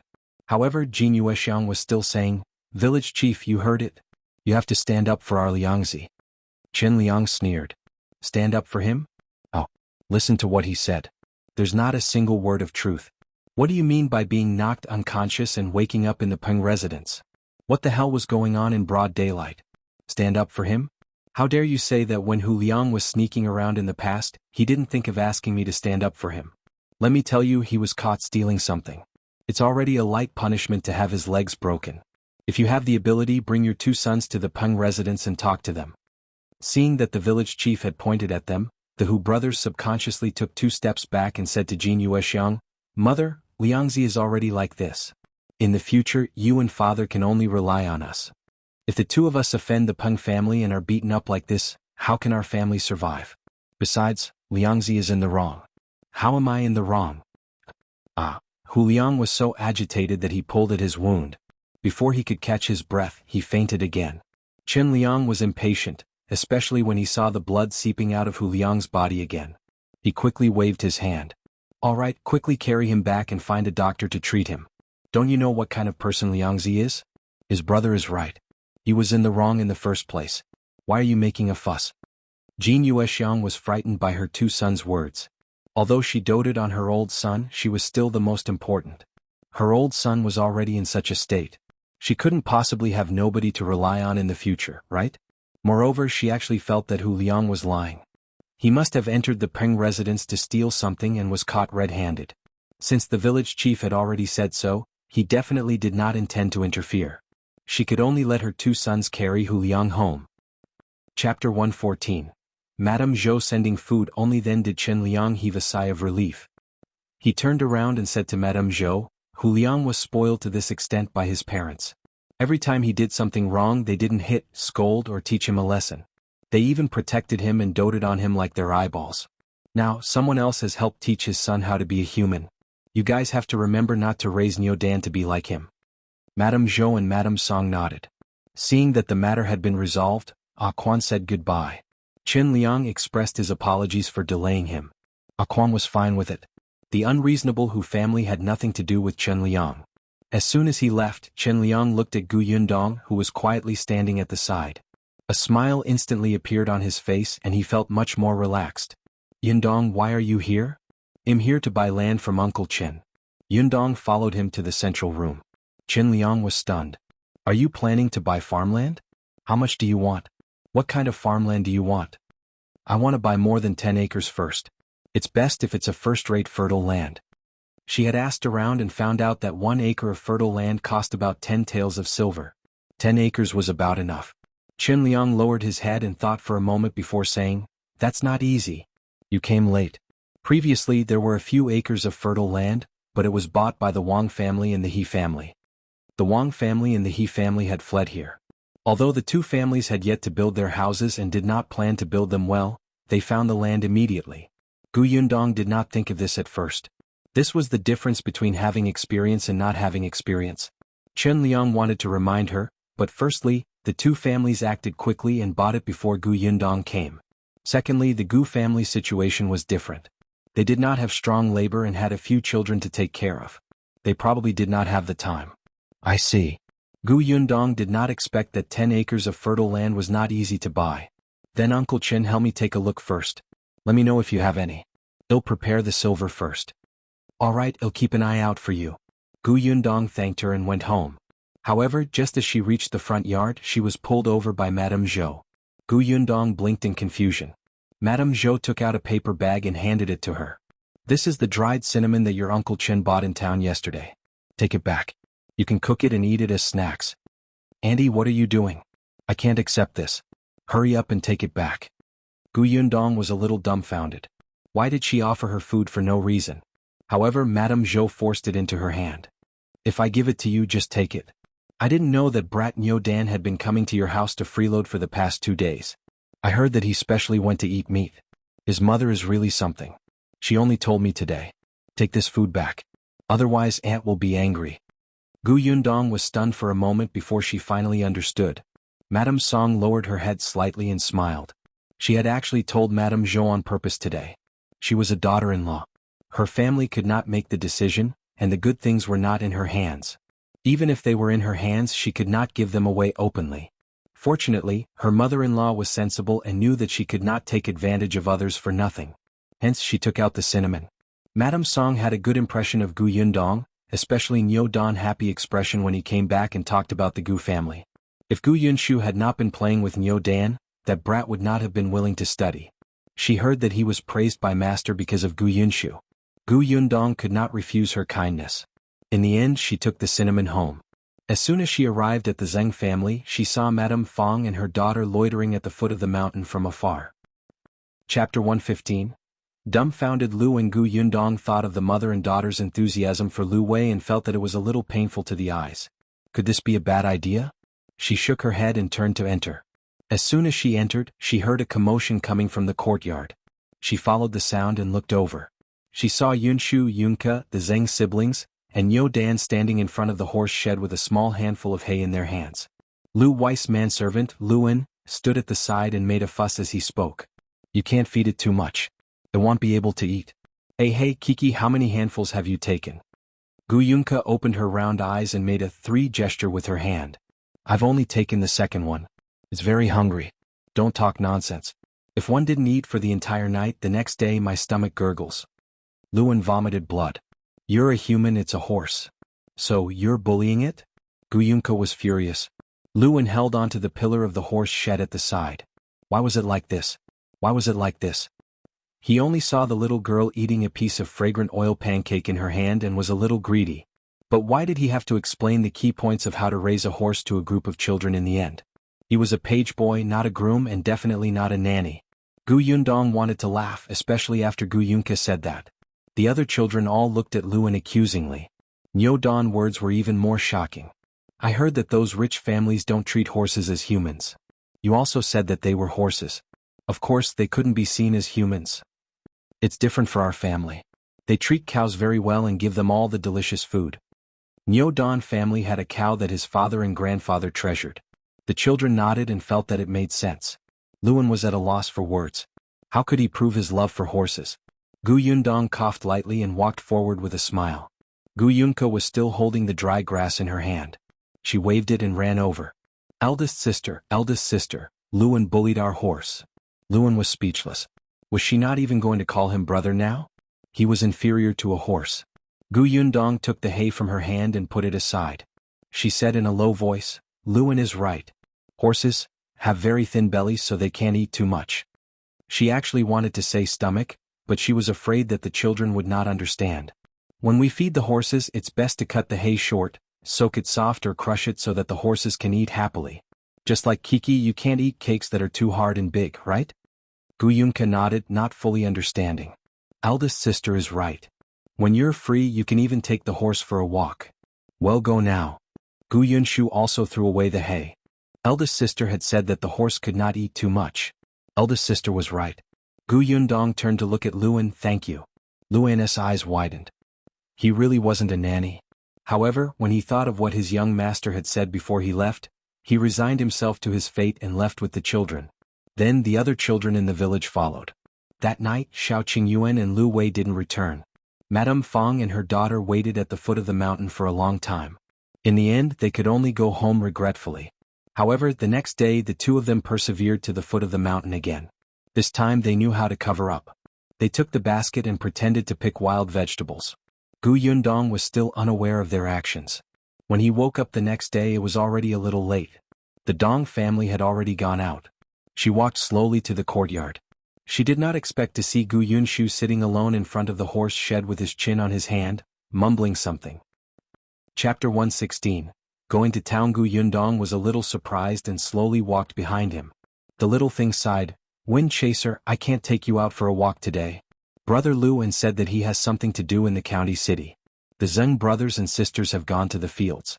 Nyodan also went to school. Mother went to the river to wash clothes. I can't hold you alone, so I can only talk to you here.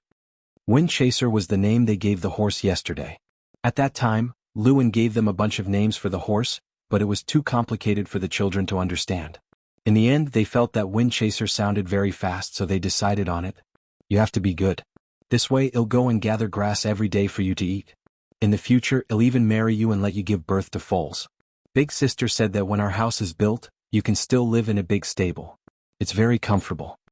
By the way, yesterday Nyodan taught me 2 words that I don't know. Do you want to know? You must want to know. After all, my elder sister took a fancy to you. You must be an eager to learn horse. 111 write it for you immediately. As Gu Yunshu spoke, he squatted down and used a branch to draw on the ground. After writing, she tilted her head and read it carefully. After wiping it off, she wrote again. Gu Yundong watched from behind him for a long time. When she saw her small figure squatting on the ground alone, she secretly sighed. Yunshu had only been in Yongfu village for a short period of time. Now the only good friends she had were Nyodan and Zhenglu. Nyodan was going to school. Although Zhenglu was young, he still had to work every day. Early this morning, he went to the fields with his brother and sister. Actually, Yunshu had to work in the old Gu family in the past. Seeing Zhenglu busy himself, he wanted to follow. But how could Madame Dong let him do things for her? She stopped him and let him rest at home no matter what. She even fed the chickens in the backyard in advance and cleaned the courtyard. Gu Yundong wondered if she should let Yunshu go to school. This child liked to study very much and was very intelligent. Even if the school in town only accepted children over the age of 6, Yunshu had basic talent and was only a few months older.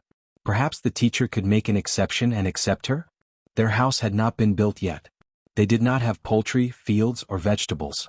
There was a limit to the work they could do. They could try going to the school in town. At the thought of this, Gu Yundong went forward and patted him on the shoulder. "Why are you mumbling here alone?" Gu Yunshu suddenly turned around. When he saw eldest sister, he hurriedly threw away the branch in his hand and stood up. "Elder sister," him talking to Wine Chaser. "What are you saying?" "He said that Brother Liu An isn't around, so I can't take him out for a walk." Gu Yundong smiled. "What's the big deal?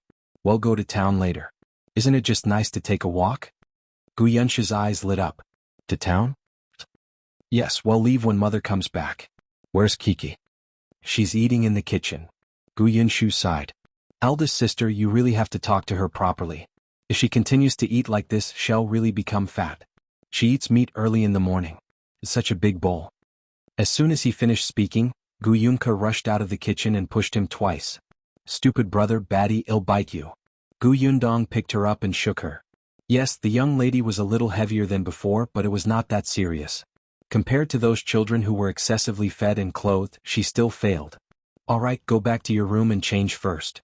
When the two children came out after changing, Madame Yang had also returned. Chapter 117.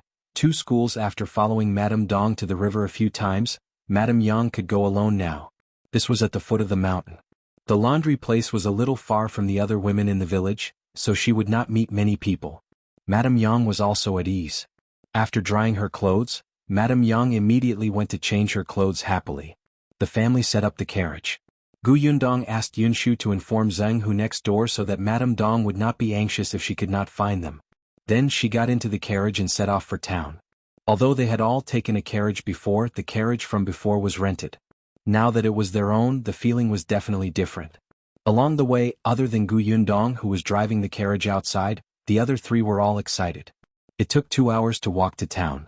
It was much faster to take a carriage. They arrived in less than an hour. Although Gu Yundong had been to the county city a few times, it was her first time in town.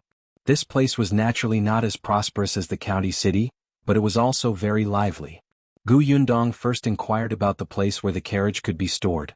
When she came out of the carriage, she also asked about the school in town. There were a total of 2 schools in town. One of them was where Nyodan was. The teachers were a scholar in his 40s and his son. His son usually enlightened students who had just entered the school. The students of the scholar were slightly older. There was another school that was bigger than this first school. There were 2 scholars teaching. However, the difference was that this school accepted students based on money.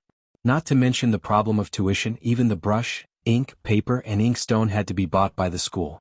Anyone who had brains would know that there would definitely be a lot of commission in between. Therefore, ordinary people could not afford to attend this school. Most of them were from families with good backgrounds in town. Gu Yundong had never considered a second school from the beginning. Even the teachers in this school were like this. The atmosphere was too bad. Hence, after asking for the address of the first school, she brought the 3 of them to the door. Yunshu didn't know at first.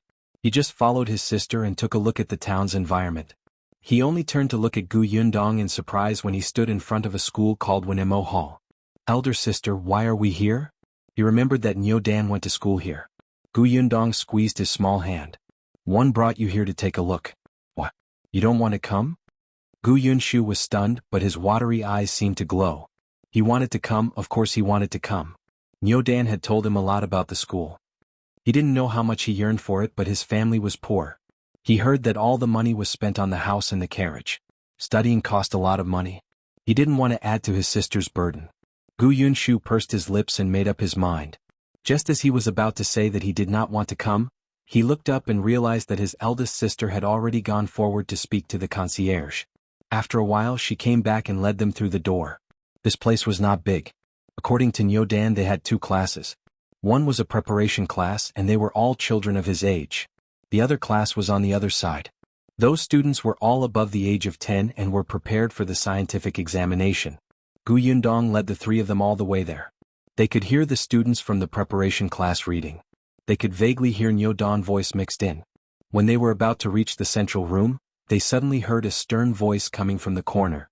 What did one tell you? Look at what you did. Did you listen to the master? Chapter 118. Teacher Gu Yundong stopped in his tracks. Gu Yunke grabbed her hand nervously. The voice from the corner was still there. At this moment, another thin and childish voice sounded. Teacher, I just want to help my family do some work. My family is in trouble now. Father injured his hand, so the work in the field is slow. One think, what are you thinking? The teacher interrupted him sternly. I told you long ago that we are scholars. The hands of scholars hold pens and write. Look at how rough your hands are now. If you use your hands to flip through books, you can cut the pages. Gu Yundong frowned. What was this guy saying? However, the master seemed to get angrier as he spoke. If your family is in trouble, won't other families be in trouble? If you lack money, you can borrow it from the master. Why are you going to the fields? If you want to help your family, you can go and copy books. Will the master stop you? The student lowered his voice even more. There are too many students copying books in town. My handwriting isn't good. The price given by the bookstore owner is too low. What's the reason for your poor handwriting? It's because you took your hands, which should have been holding a pen, to pick up a hoe. You're a scholar. A scholar should do his job. Have you completed the homework I set up every day? You still have the mood to go to the fields. It seems that you've read too little. Master, all right. I don't want to hear it from you. This matter will only happen once. There won't be a next time. Study hard and don't worry about anything else. You're very talented in studying. I believe that you'll definitely be able to pass the Tongxing exam next year. Alright, go back. The student did not say anything else and walked out with his head lowered. He did not seem to be in a good mood. The teacher also came out. When he saw Gu Yundong and his family, he was slightly stunned. Then his expression turned ugly. After the student left, he looked at the gatekeeper. What's going on? Who are they? Why are they brought here? Master, this family's surname is Gu. They want to send their children to school. The teacher glanced at them and quickly looked away. He frowned and said, Where are the men in the family? Didn't one tell you long ago that if there are women coming over, they will be brought to the madam's place? You ignored my words. If word gets out that this woman and I are alone in the same room, won't my reputation be ruined? Gu Yundong was speechless.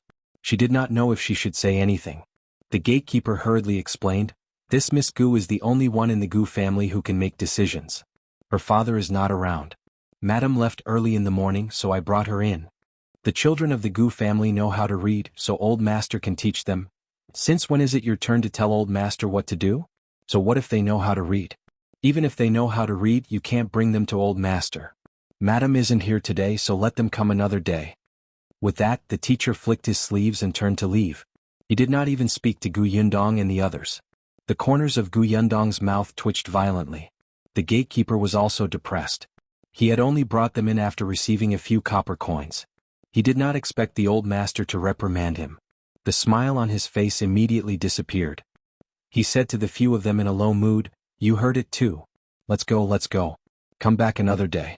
One told you long ago that the women are all entertained by the madam. Gu Yundong exhaled slowly.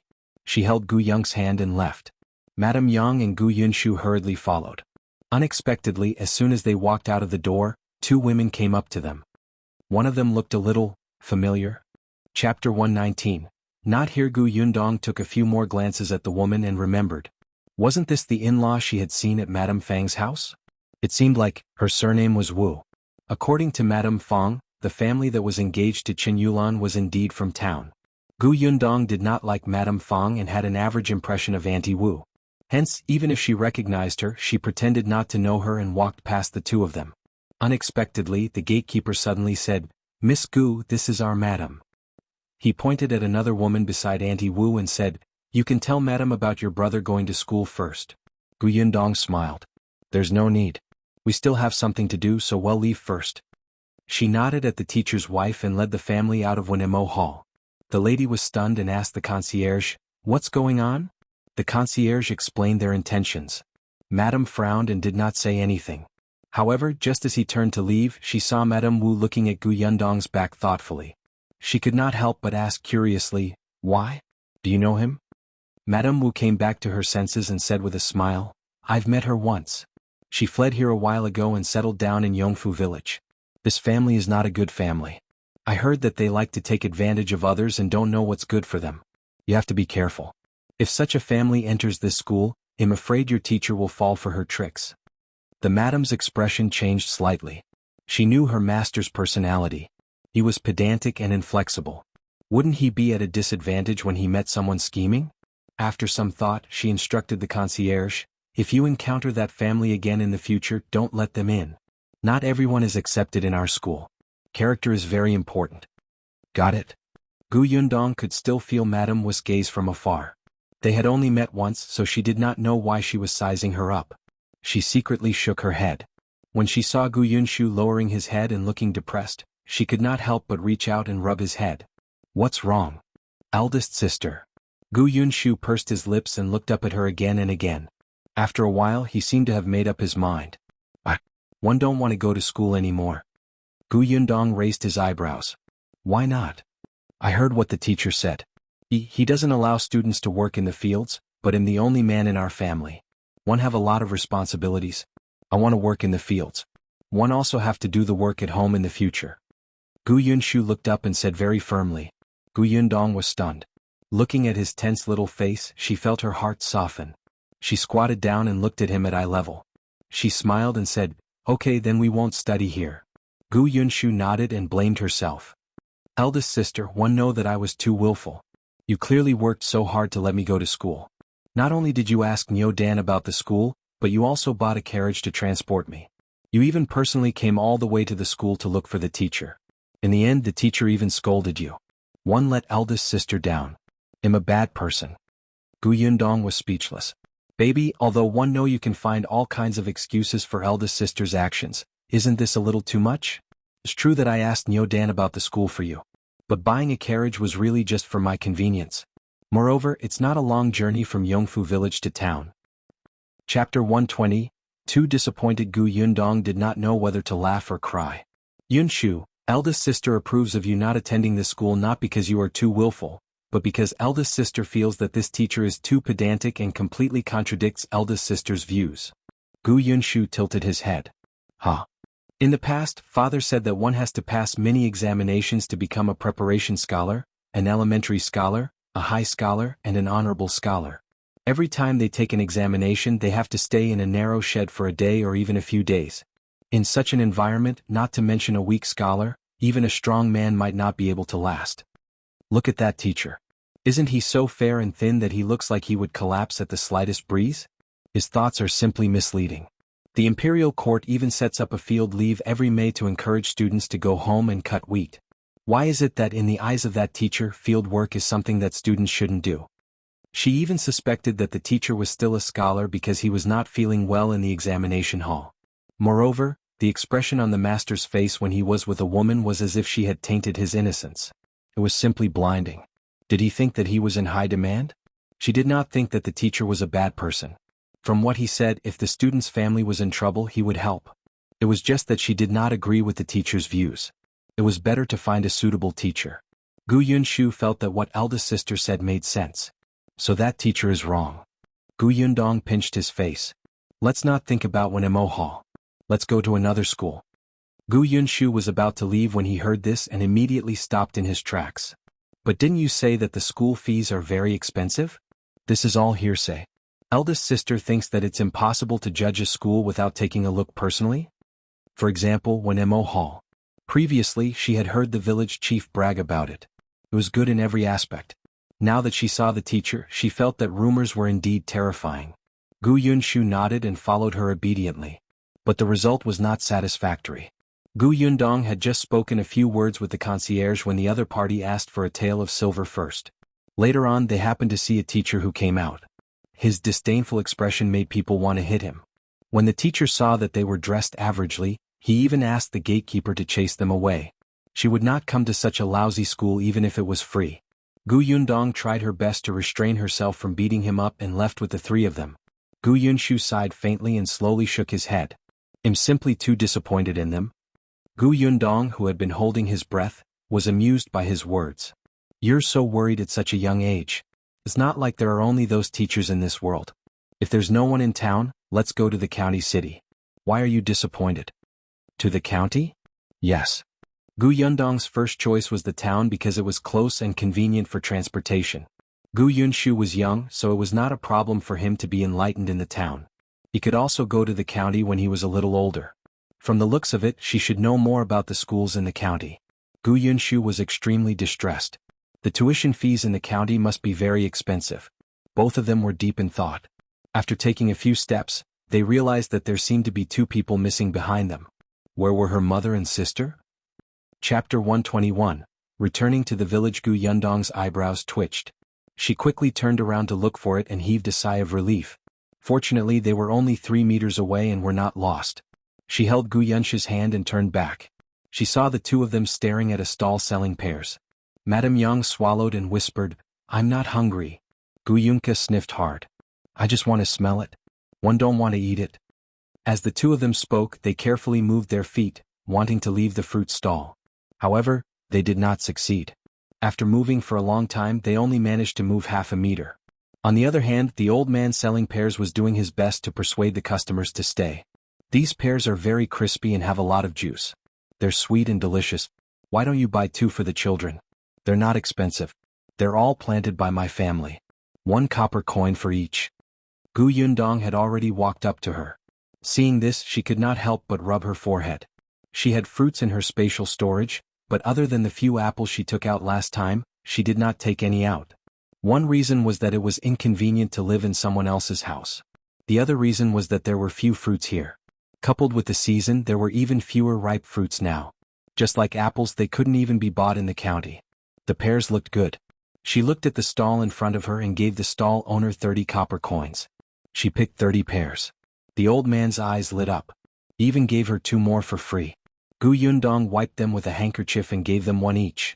Madame Yang happily took a bite. But Gu Yunke frowned and looked up at Gu Yundong. She said seriously, I'm just smelling it. Oh, I don't want to buy it. She was sensible. Gu Yundong also nodded seriously. Yes, eldest sister wants to buy it. But let's agree that you're not allowed to stop while walking next time. Even if you want to smell it, you have to tell eldest sister first, understand? Otherwise, if eldest sister didn't notice, you and mother will be lost. Next time, she would hold the young lad's hand and let Gu Yunshu hold Madame Yang's hand. Gu Yunke nodded. Okay, I'll be obedient. Let's eat. Only then did the little girl bite hard, so sweet that her eyes narrowed. Gu Yundong saw that it was getting late and she had finished asking about the school.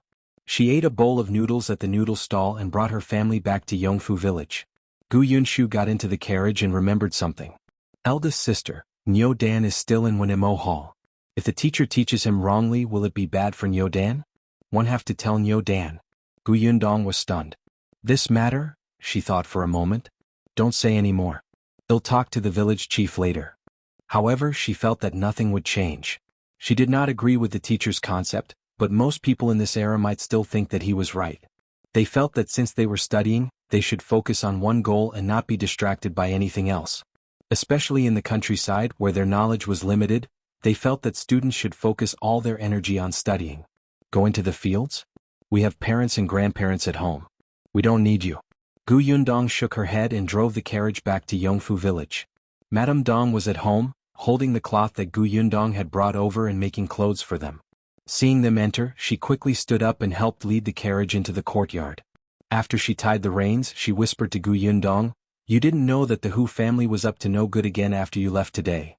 Because Hu Liang always caused trouble for Gu Yundong, Madame Dong could not help but pay more attention to the Hu family. Fortunately, he wasn't looking for trouble with her this time.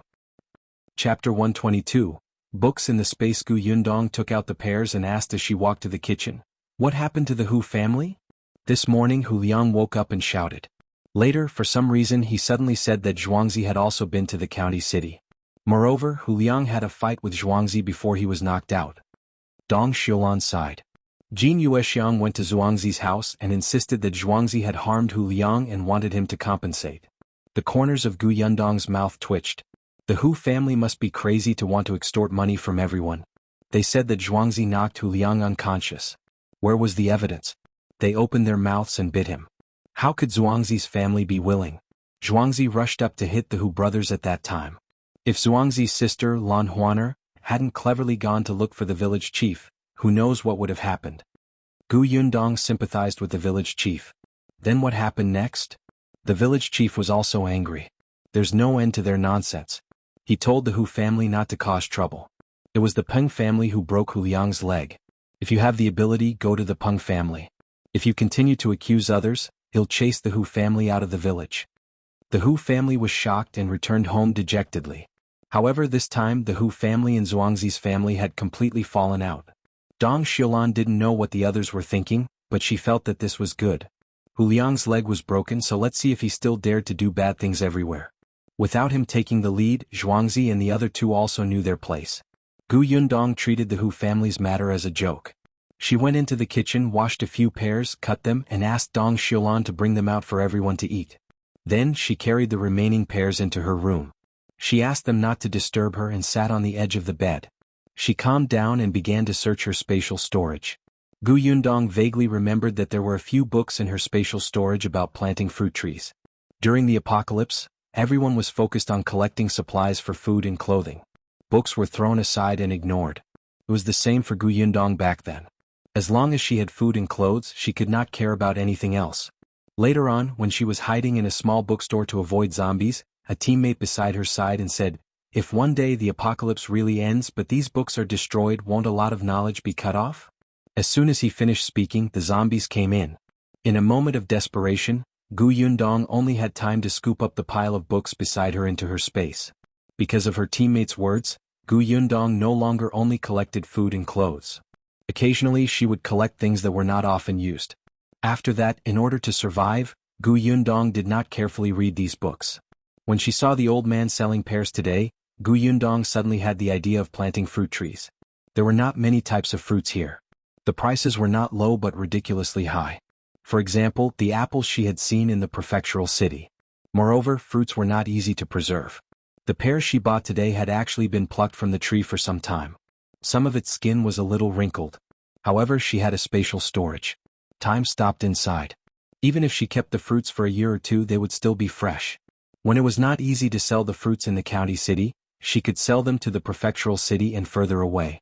Even if she couldn't sell them, she could still make easy-to-storage food like jam and dried fruits. Coincidentally, she knew how to do all of this. To her, the most difficult part was actually the first step, planting fruit trees. Chapter 123, Determined Madame Fang and her daughter found it. Soil and protection issues and fruit tree cultivation techniques. After reading 2 thick books, Gu Yundong felt that it was almost the new year. Moreover, it was definitely not possible to rely on just 2 books. She had to find someone who had grown fruits to discuss it. She could still give it a try. However, fruit trees could not mature in a short period of time. It was quite short for them to bear fruits in a year. Before that, she could only go elsewhere to buy seasonal fruits. Gu Yundong put the book back into her spatial storage. This time, she specially found a corner so that it would be easier to look for fruits again. Then she picked up the bag of pears again and left. She had to test something and see if there was a market.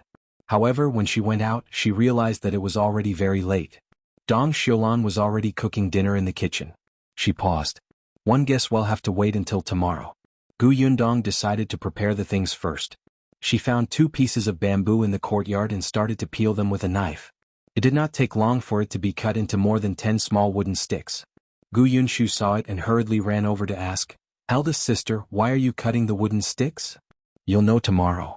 Not only did Gu Yundong cut the wooden sticks, but she also dug out many molds of various shapes.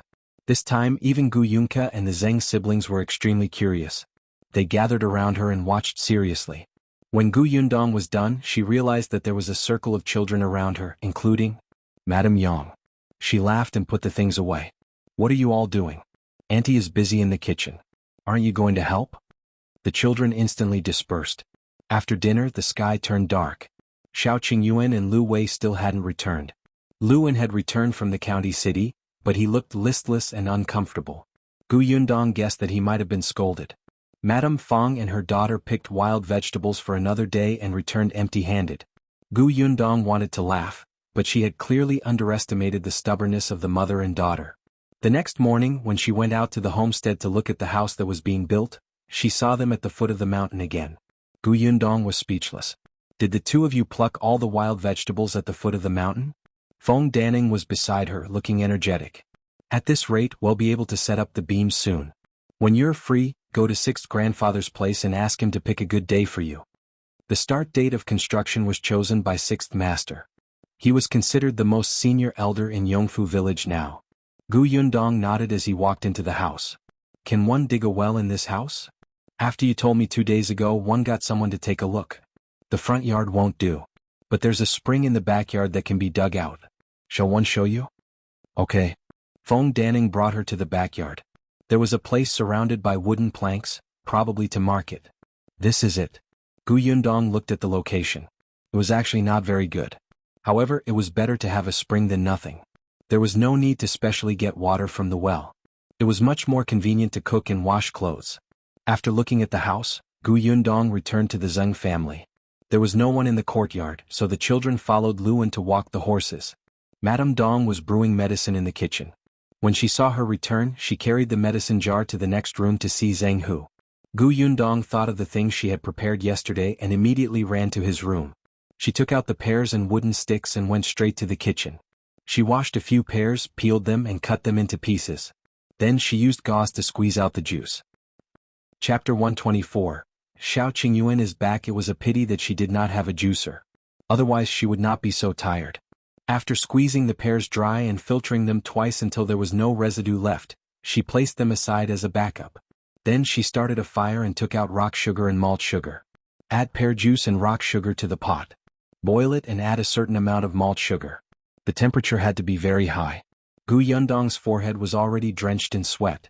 After boiling it for a long time and seeing that it was about time, she slowly poured it into the mold she had made last night. Afraid that she would not be able to take it out if it stuck, she specially applied a thin layer of oil paper under the mold. Then she took out a small wooden stick. This wooden stick had been cut extremely thin by her, and it was not much different from the kind of wooden stick used for lollipops. When everything was done, there was a chatter at the door. Then Gu Yung's childish voice could be heard. It smells so good. Eldest sister made food. After saying that, she ran towards the kitchen and quickly saw the candy on the table. The little girl's eyes lit up. Big sister, what is this? Fruit candy, Gu Yundong said with a smile. She stopped her small figure.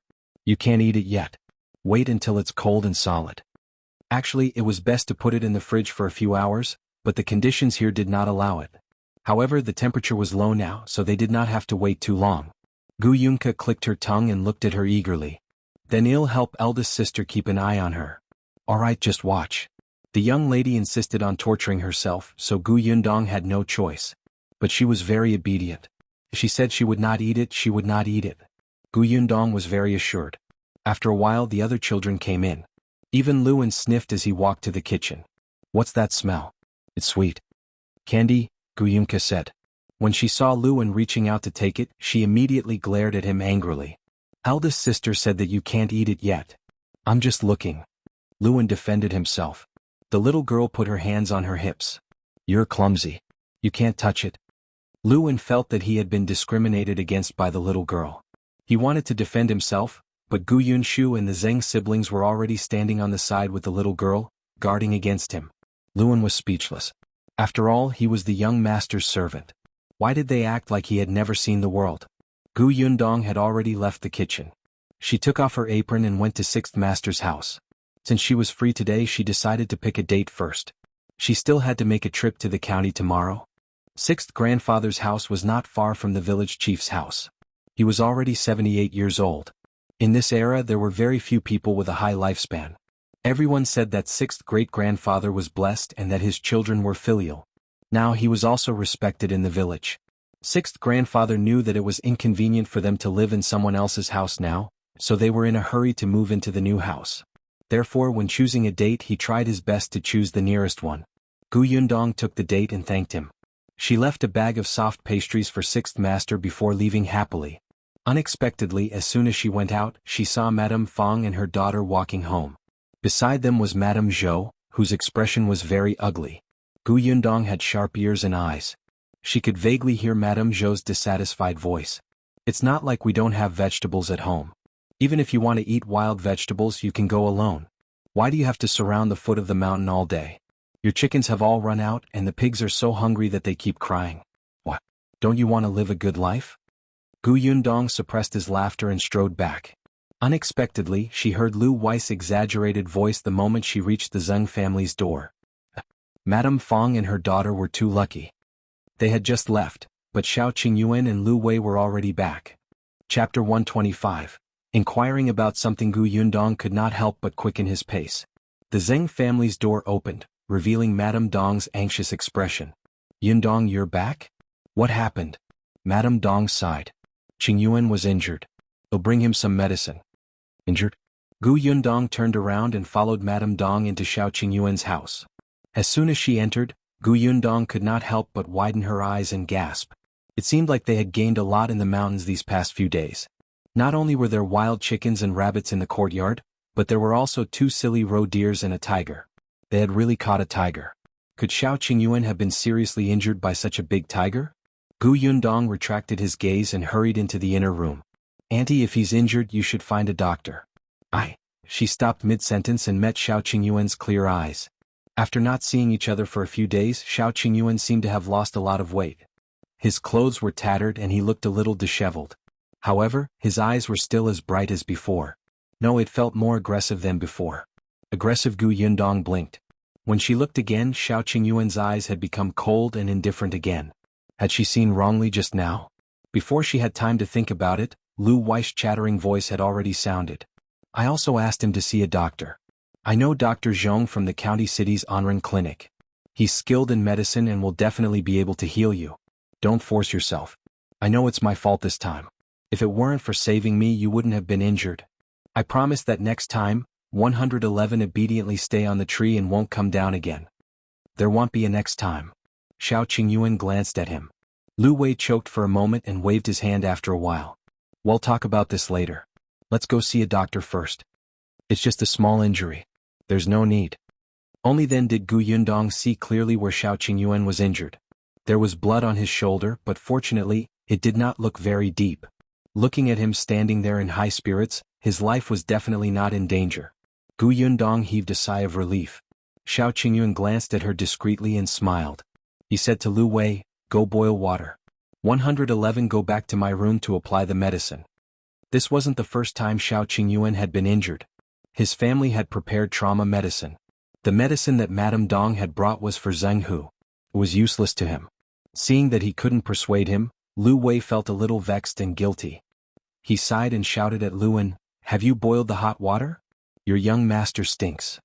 Gu Yundong had wanted to walk to his side and ask about the situation when they entered the mountain, but she immediately took a step back when she heard this. Lu Wei, you're too obvious, aren't you? You actually dare to despise my peerless handsomeness?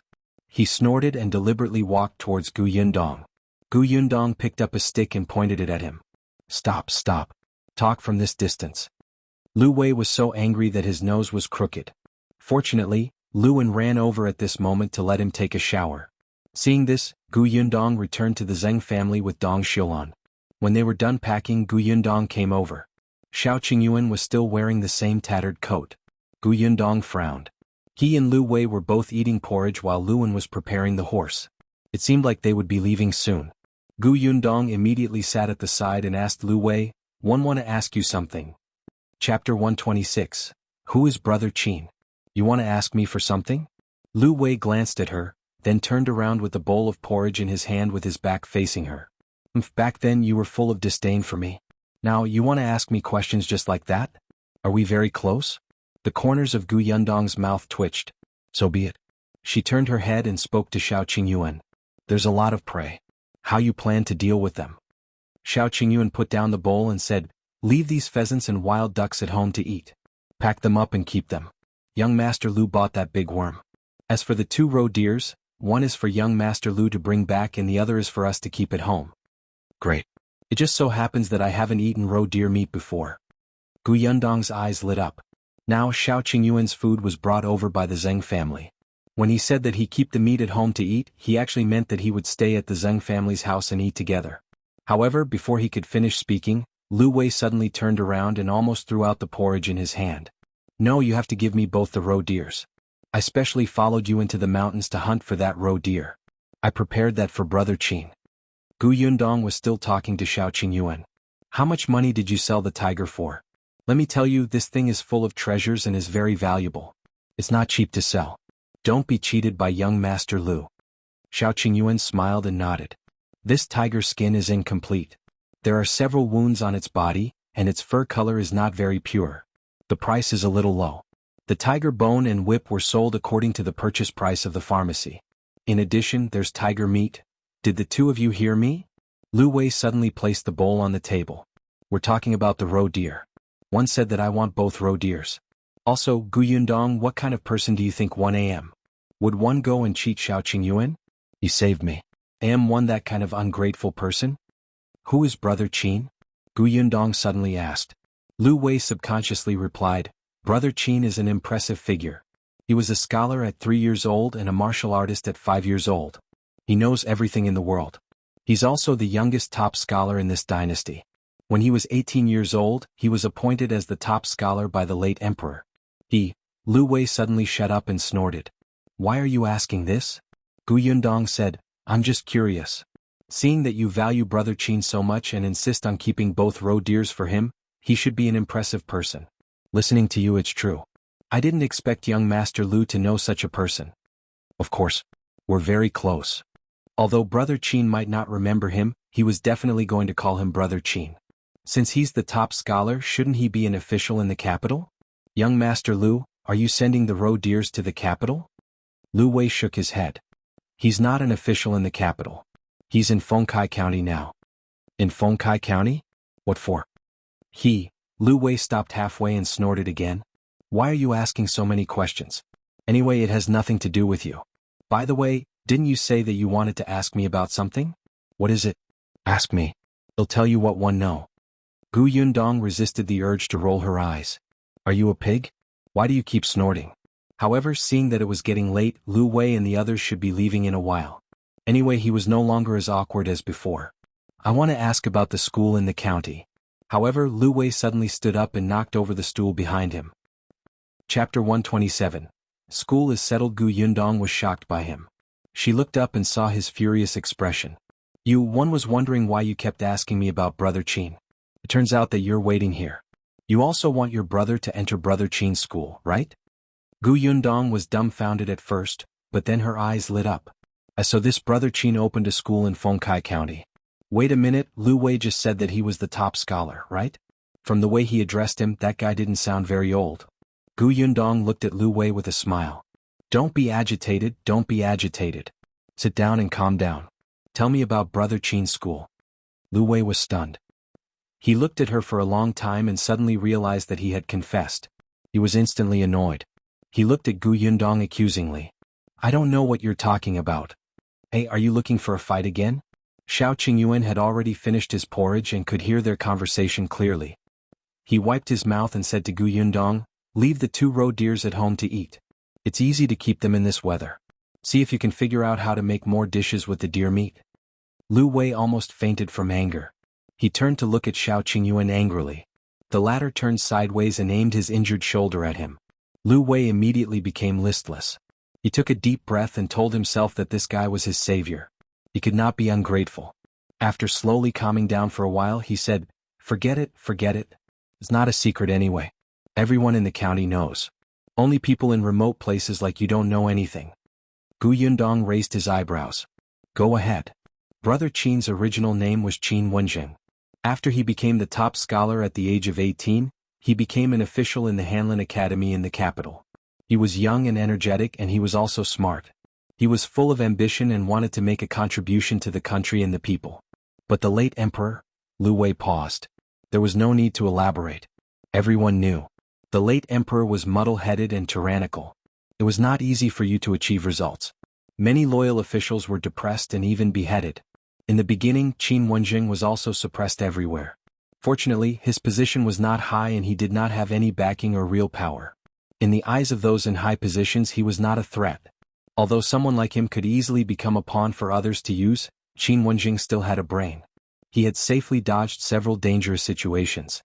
It was also because of this that he no longer charged forward. After that, for some reason, Qin Wenjing suddenly resigned from his post and traveled far and wide with his wife. In the end, they stopped at Fengkai County. Others didn't know the reason for his sudden resignation, but Liu Wei's family had connections. It was said that Qin Wenjing had met the crown prince, who was now the new emperor, before he resigned. No one knew what they had discussed. Liu Wei lowered his voice. Let me tell you, now that the new emperor has ascended the throne, a capable person like Brother Qin will probably be summoned back to the capital soon. Therefore, it's impossible for you to send your brother to study in his school. How can he still accept students at this juncture, right? Oh. Gu Yundong was enlightened. She looked as if he had a point. However, in the next moment, her voice changed and she asked with a smile, then why are you giving him the roe deer? Isn't it to enter his school? Chapter 128. Madame Fang wants to see young Master Liu Wei realized that this woman was not easy to deceive at all. She was too uncute. He sat back down angrily. I'm friends with him, aren't one? Seeing that he might be returning to the capital, I'm sending him some delicious food. Besides, I'm already so old. How can one enter his school? Gu Yundong nodded. Isn't that just nice? You have a relationship with him and one have a relationship with you. Then do me a favor and talk to him nicely. How about he accept my brother as his student? Didn't I say that he... I know, but didn't you say that it's possible for him to return to the capital? It's just a possibility. You're not sure yet. Of course, even if he really wants to return to the capital, he used to be the top scholar in the examination. His knowledge must be very good. It's worth it for my brother to be his student for a day or a month, right? Liu Wei's eyes widened. F***CK, F***CK, F***CK, F***CK. Could this woman read his mind? How did she say what he was thinking? Gu Yundong looked at him with a smile. Beside him, Shao Qingyuan tilted his shoulder. Liu Wei held his chest. Why was he so kind? If he was as heartless as Peng Zhongfei, he wouldn't have to care about this adulterous couple. After a moment of silence, he finally gritted his teeth fiercely. He lowered his head and muttered, "What friendship? One don't have any friendship with Brother Qin. Otherwise, why would I send roe deer meat so that my brother can enter his family's school?" Cough cough. Gu Yundong choked on her own saliva. Liu Wei flew into a rage out of humiliation. What? Do you think it's so easy to enter his school? The young master of the county magistrate's family wanted to learn from him, but was rejected. He didn't give him any face at all, okay? Brother Qin has his own way of accepting students. It's not useful just because you're rich and powerful. It's also not based on talent and looks. It's not easy to enter, okay? Could it be that the roe deer meat? Gu Yundong guessed softly. You're smart. Gu Yundong was speechless. Why did she feel that this reason was even more unreliable? However, Liu Wei lowered his voice mysteriously and said, "This is a secret that one deduced myself. I've asked someone to keep an eye on the Qin family for a long time. I realized that the servants of the Qin family often go to buy wild animals. Last time, Brother Qin took in a student because that student's father gave him a large piece of roe deer leg. I promised my father that I would definitely send my brother to his school. That's why one entered the mountains fearlessly. Do you think it's easy for me? So you're not allowed to snatch it from me?" Gu Yundong felt that it was even more unreliable, especially when Liu Wei said that he had deduced it. The credibility was zero. When are you sending the roe deer to his house? In a minute while it's fresh. Gu Yundong smiled. Bring me along. Not a chance. Gu Yundong analyzed for him. Look, you want to bring 2 roe deers and a tiger to the county city. Oh, and the few of you. That carriage will definitely not be enough. 111 lend mine to you. Besides, I guarantee that I won't say a word when I go. I'm just going to see the world and won't fight with you for the spot. Besides, one might be able to help you? Liu Wei frowned. Why did she sound so reasonable every time she spoke? That's fine. His stance could be said to be very unstable. Shao Qingyuan saw that they were done talking. Let's go then. As soon as she finished speaking, Dong Xiulan suddenly came over from next door. She looked at Liu Wei and said, "Sister-in-law Fang is here." She wants to see young Master Liu. Chapter 129. So what if I hit you? Lu Wei was confused. Sister-in-law Fang? Oh. It's the mother and daughter who brought you to Yongfu village, Gu Yundong said. This person's memory was really bad. Lu Wei suddenly reacted. It's them. Then let them come over. Dong Xiulan was in a difficult position. She hesitated for a moment before saying, they said they don't dare. That was why she went to the Zheng family and waited for young Master Liu there. Lu Wei frowned. Don't dare what? Don't dare to see me? They don't dare to see me, Shao Qingyuan said. Lu Wei blinked. Why? Halfway through he remembered. Oh, I know. Back then they seemed to have said that you were a wolf cub and were very scary. Gu Yundong glared at him fiercely. Don't speak if you don't know how to speak. You're the wolf cub. Shao Qingyuan saw her small actions and couldn't help but smile. He was in a good mood. Lu Wei, on the other hand, was baffled by the glare. He said with a dumbfounded expression, I didn't say anything. But then again, why do they call you a wolf cub? One don't think you're scary at all. TSK, forget it. Since they don't dare to come, don't come. I'm busy. I want to see them. In any case, they were not familiar with each other, so it was probably nothing important. Gu Yundong wanted to laugh. How many times had Madame Fang and her daughter been back and forth at the foot of the mountain? Previously they had been brought home by Madame Zhou. When they heard that Shao Qingyuan and the others were back, they immediately ran over. Their spirit was really admirable. Dong Xiulan went back. She was just passing on the message.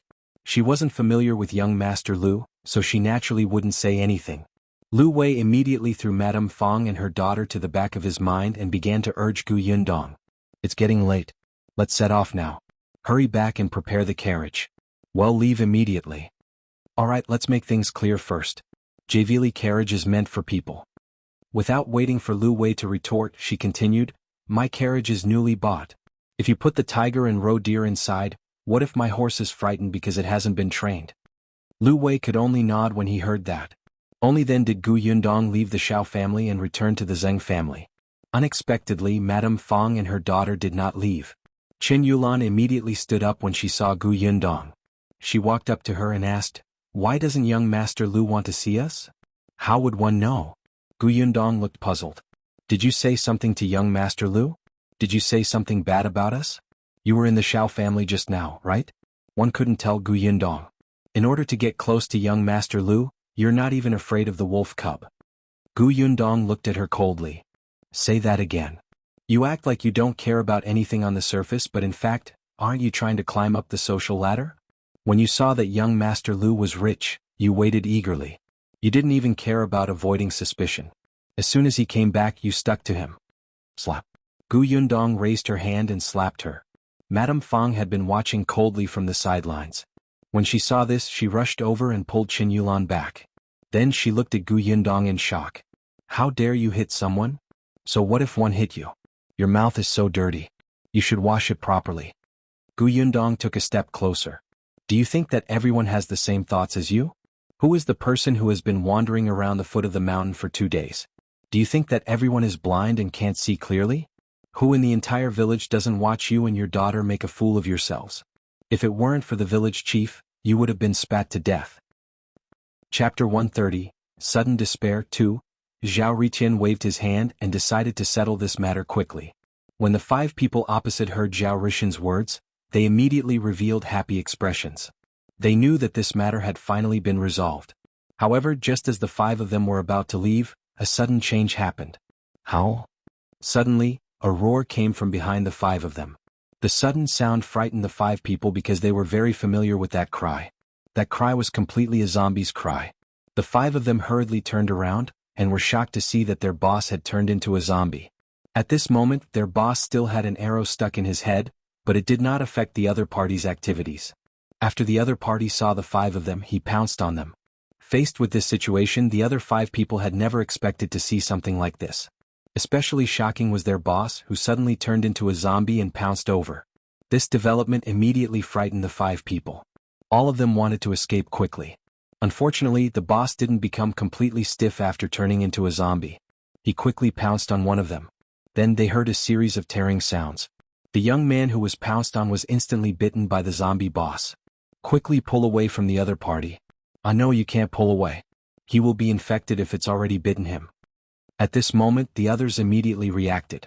A few of them wanted to pull away from the other party, but when they thought that the other party had already been bitten, they completely gave up on this idea. What are you looking at? Run quickly. Let's run in all directions. Run in all directions. Hurry. Upon hearing this sudden sentence, the remaining 4 people instantly ran in 4 directions. Now that a zombie had appeared in this place, it was completely unsafe. Therefore they could not stay here. The most important thing was to leave this place first.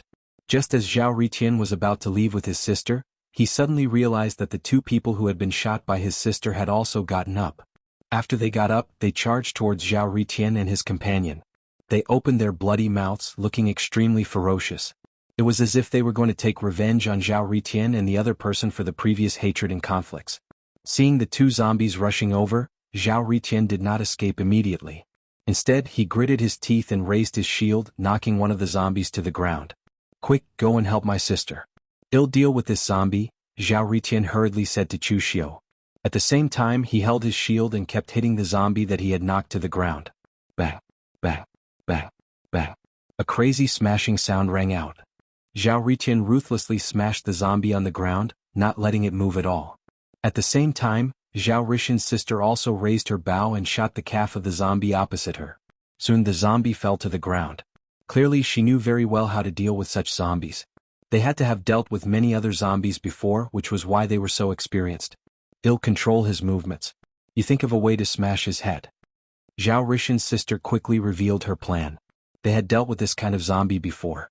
They knew that as long as they smashed their heads, they could get rid of the zombie in front of them. As long as they attacked fast enough, they could completely finish off the 3 zombies quickly. When Chu Xiu heard this, he did not do anything. Instead he just watched calmly. When Sister Zhao Yuqian saw Chu Xiu's actions, she immediately felt that something was amiss. However, she had no room to keep talking and persuade him. Instead, she hurriedly took out a hammer from her backpack. She walked past Chu Xiu and smashed the hammer in her hand on the zombie's head. Immediately, blood splattered. Soon, after a series of crazy beatings, the zombie was finally killed completely. Chu Xiu could tell that the other party had specially thought of a way to flip the zombie's body so that the back of its head was facing the sky. The other party was desperately beating the back of the zombie's head into pieces. At this moment, Zhao Riqian had also finished off the other zombie using the shield in his hand to smash the back of the zombie's head into pieces. Clearly, the 2 of them had already discovered the zombie's weakness, so they attacked very decisively and ruthlessly without any hesitation. After his sister intercepted the 2 zombies, Zhao Riqian and his sister hurriedly looked at the last zombie. However, at this moment something even worse happened. Help. No. Why are there so many zombies here? Where did they come from? The 4 people who had escaped previously actually ran back one by one. However, the 4 of them were in a very bad state because 2 of them were actually holding each other's arms and necks. It was obvious that they were injured. In addition, they could completely understand what the other party had said earlier. The other party had been bitten by a zombie. Stop following us. You've all been bitten by zombies. You'll definitely become a zombie. Do a good deed and lure the zombies away. The other 2 young men shouted angrily at the 2 people who had been bitten.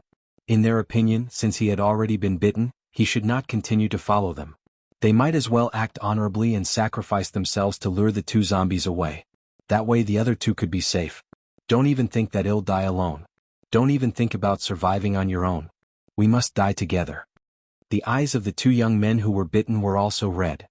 They didn't care at all and couldn't help but roar angrily. The argument between the 2 immediately attracted the attention of the other zombies. Soon, a large number of zombies rushed over from all directions. Clearly, they were attracted by these 4 people. After seeing the current situation, Zhao Riqian and his sister looked at the current situation in despair. If there were only a few zombies coming at them, they would have the confidence to think of a way to escape, but the zombies' numbers were already too terrifying. The current number was no longer that simple. It was no longer a question of whether they could escape, but a question of whether they could keep their corpses intact.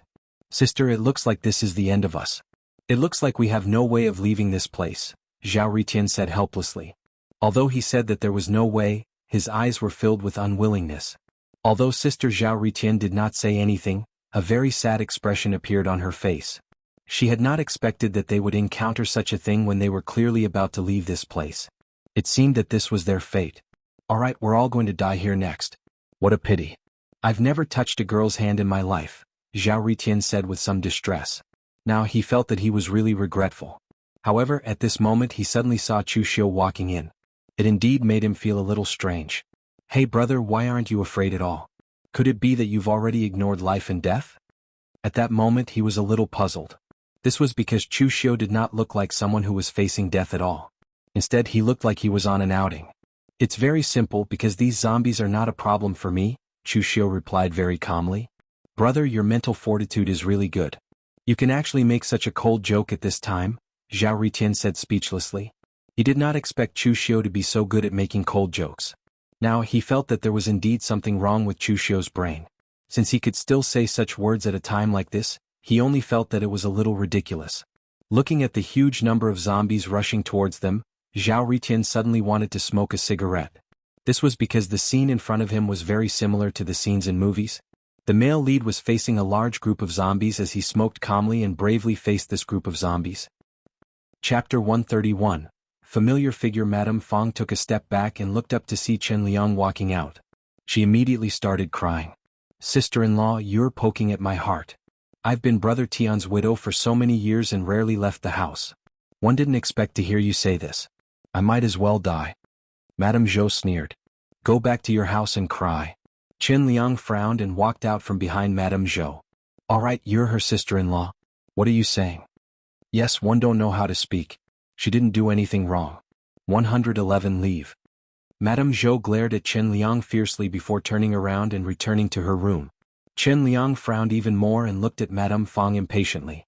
Why didn't he feel that Madame Fang was so unreasonable in the past? Don't cry anymore. Your sister-in-law has been in a bad mood for the past 2 days. Don't take what she said to heart. Go back first. Uncle, you also think that what I did was wrong, right? One really don't have any other intentions. It's just that young Master Liu's family is in the county city. They have a big family and power. In the future, when Yulan marries into the Wu family will also want to do some small business in the county city. If we can build a relationship with young Master Liu, it will be helpful to the Wu family. Yulan will also have a status in the Wu family. Chen Liang sighed. All right, I understand. You guys can go home first. Seeing that he did not believe her, Madame Fang was a little anxious. However, Chen Liang looked like he was unwilling to say more. She could only bite her lip and bring Qin Yulan home. At this moment, Gu Yundong had long forgotten about the mother and daughter and had already prepared the carriage. On the other side, the big tiger and roe deer had already been loaded into Lu Wei's carriage.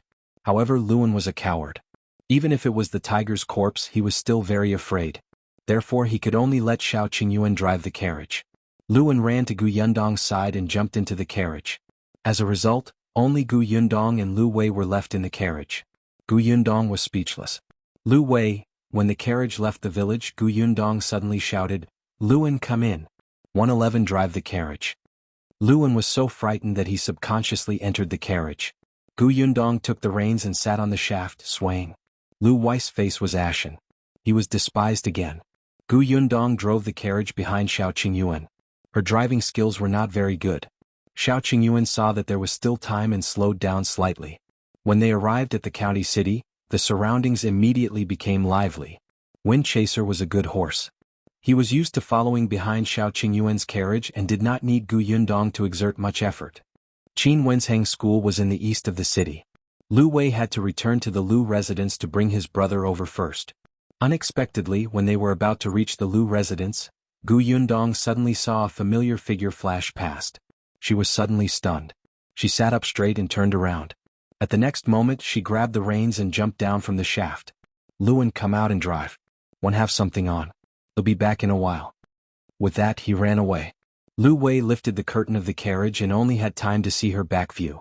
Shao Qingyuan, who was in front, also heard it. He subconsciously stopped the carriage and jumped down, wanting to chase after her. She was stopped by Lu Wei. She said she'll be back in a while. Anyway, I've already told her the address of Brother Qin's school. She'll find it. Lu Wei felt that since she was in such a hurry, she definitely wanted to go to the toilet. Chapter 132. It's Gu Dajiang? But Gu Yundong had already chased after the familiar figure in front of her and turned into another street. The person in front walked very quickly. Gu Yundong could only call out to him, Gu Dajiang, however that person did not react at all. In the blink of an eye he entered an alley. Gu Yundong hastened his pace, afraid that the wrong person would disappear. However, this street was a little congested. There were even stalls in front. Gu Yundong was anxious and could not care less. She directly passed through the stall. She thought that she would be able to jump over, but the stall owner suddenly stood up. Gu Yundong avoided her, but she did not avoid the basket on the ground. The basket fell and Gu Yundong could vaguely feel the things inside fall out. She did not even have time to take a look. She only said to the stall owner, "I'm sorry, big sister. 111 come back and compensate you later." As soon as she finished speaking, she turned into the alley. Seeing that the person in front of him had not disappeared, Gu Yundong finally heaved a sigh of relief and hurriedly ran forward. "Gu Dajiang, father, you." That person turned around and Gu Yundong choked on her words. No. It wasn't Gu Dajiang. She had recognized the wrong person. That's right. This is a small county city under the Xuanhe prefecture. The probability of meeting Gu Dajiang is too low. How could it be him? However, this person's side profile was too similar. That person looked at Gu Yundong in confusion. "Miss, what's the matter?" "If there's nothing else, I'm leaving. I'm on my way." "I'm sorry, I mistook you for someone else." Gu Yundong smiled apologetically. After watching the person walk away, she let out a sigh of relief and patted her face. "It doesn't matter. We'll find him one day. Right, that vendor." Gu Yundong hurried back to the basket that she had knocked over earlier. Only then did she see what was in the basket. It was oranges. More than half of the oranges had fallen to the ground. The couple who sold them were squatting on the ground to pick them up. Gu Yundong quickly picked the oranges up and lowered her head to apologize. "I'm sorry. I ran in a hurry just now and knocked over your basket. Count how many of them are broken. They'll compensate." "No, no need. No, it's not broken." The man at the side immediately waved his hand and shook his head repeatedly. Gu Yundong looked up and met the man's face. He was stunned. "You are?" He looked familiar. However, the man suddenly lowered his head and turned slightly to avoid her gaze. Gu Yundong frowned and looked at the woman beside him. Then she came to a realization. "It's you." Zhuangzi's parents had seen him once, so they almost didn't recognize him. Zhuangzi's father was called Shi Dashan, and his mother was called He Yi. According to Dong Zuyan, this couple was very timid. It seemed that they had encountered something in the past. Now they did not dare to fight or snatch anything. They would retreat when they could. She did not know how these two cowards raised their children. Her son had become a rogue, and her daughter was also smart. No wonder when she had asked the four families to compensate her, the Hu family had pestered them endlessly, but this family had immediately nodded and said that there was not enough money. They had obediently gone to gather money. They were so obedient that Gu Yundong felt like he was bullying an honest person. Miss Gu, the oranges aren't broken. Let's just wipe them." If you have something to do, go ahead," he said softly. In the eyes of the couple, Gu Yundong was a little scary. After all, even someone like Hu Liang could not do well in her hands. Not only was he beaten up, but he also lost money. Chapter 133. Brother Qin, take it for a moment. Gu Yundong felt that she might be a devil. The corners of her mouth couldn't help but twitch. She placed the oranges in her hand into the basket. Then she narrowed her eyes. She hadn't looked carefully just now, but now she noticed that the oranges in the basket were all plump and round.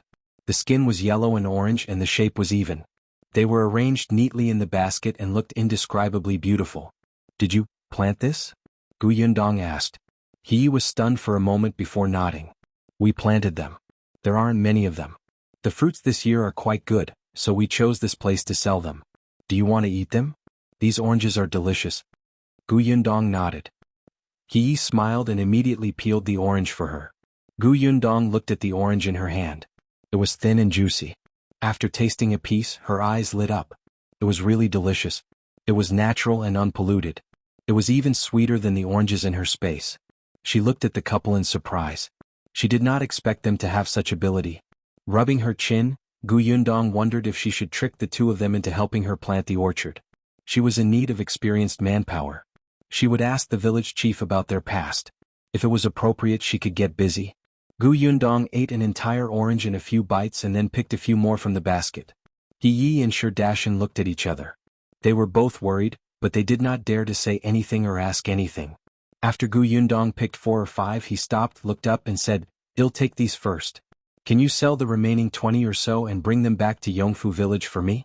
I don't have anything to pack and can't take them. They'll pay the money to you when one return to the village later, all right?" Shi Dashan blurted out, "You want to pay?" Gu Yundong blinked. "Don't one have to pay for things?" No, did they think that she was a freeloader? Sure. Dajiang shook his head repeatedly. No. That's not what I meant. Gu Yundong held his forehead. This expression was simply exposing himself. Seeing that it was getting late, she bade them farewell. Then it's settled. I still have something to do, so I'll leave first. She came and left in a hurry. Carrying a few oranges, she went straight to Qingyuan's school. She was panting after running for so long. But before she could reach her destination, she saw Shao, Qingyuan and Liu An walking over with the carriage. As for Liu Wei, he followed behind the carriage dejectedly, looking like he had nothing to live for. Was this a failure? And why was he out so quickly? Where was his brother? Didn't he say that he would go to the Liu residence to pick up his brother first? According to Gu Yundong's speculation, it would take at least an hour for Liu Wei and the others to return to the Liu residence to pick up their younger brother and then go to Qingyuan's school to deliver the roe deer meat, right? At the very least, if Liu Wei nagged seriously, it would definitely take more than an hour. But how long had it been? Gu Yundong walked over and distributed the oranges in his hand to Shao, Qingyuan and Liu An. He asked softly, is his brother Qin unwilling to accept his brother as a student? No, he isn't, Shao Qingyuan said. Gu Yundong's eyes widened. He actually accepted it? But, she pointed at Liu Wei in surprise. Then why does he look like the sky is falling? Look. At this moment he was knocking his head against the carriage. Liu An was so frightened that he almost threw the orange away to save him. Chapter 134. Bring back the roe deer. Before Shao Qingyuan could answer, Liu Wei was already standing in front of Gu Yundong. His eyes were wide open and his lips were pursed tightly. He panted heavily, looking furious. Gu Yundong blinked and blinked again. Wasn't it your wish to accept your brother? But what does that have to do with me? Huh? Gu Yundong replied. Liu Wei was already exasperated. Brother Qin accepted my brother not because I risked my life to go deep into the mountains to hunt those 2 roe deers, but because he owes my family a favor. Gu Yundong was enlightened. So, even if you didn't give him the roe deer, he would still accept your brother, right? That's right. His father had lied to him. This definitely wasn't his biological father. No. Gu Yundong narrowed his eyes and glanced at the carriage behind him. He asked, then, can you give me 2 roe deers? I've already given them to Brother Qin. Since those 2 roe deers are useless, why did you give them away? Gu Yundong wanted to pry open his brain to see if they were made of paste.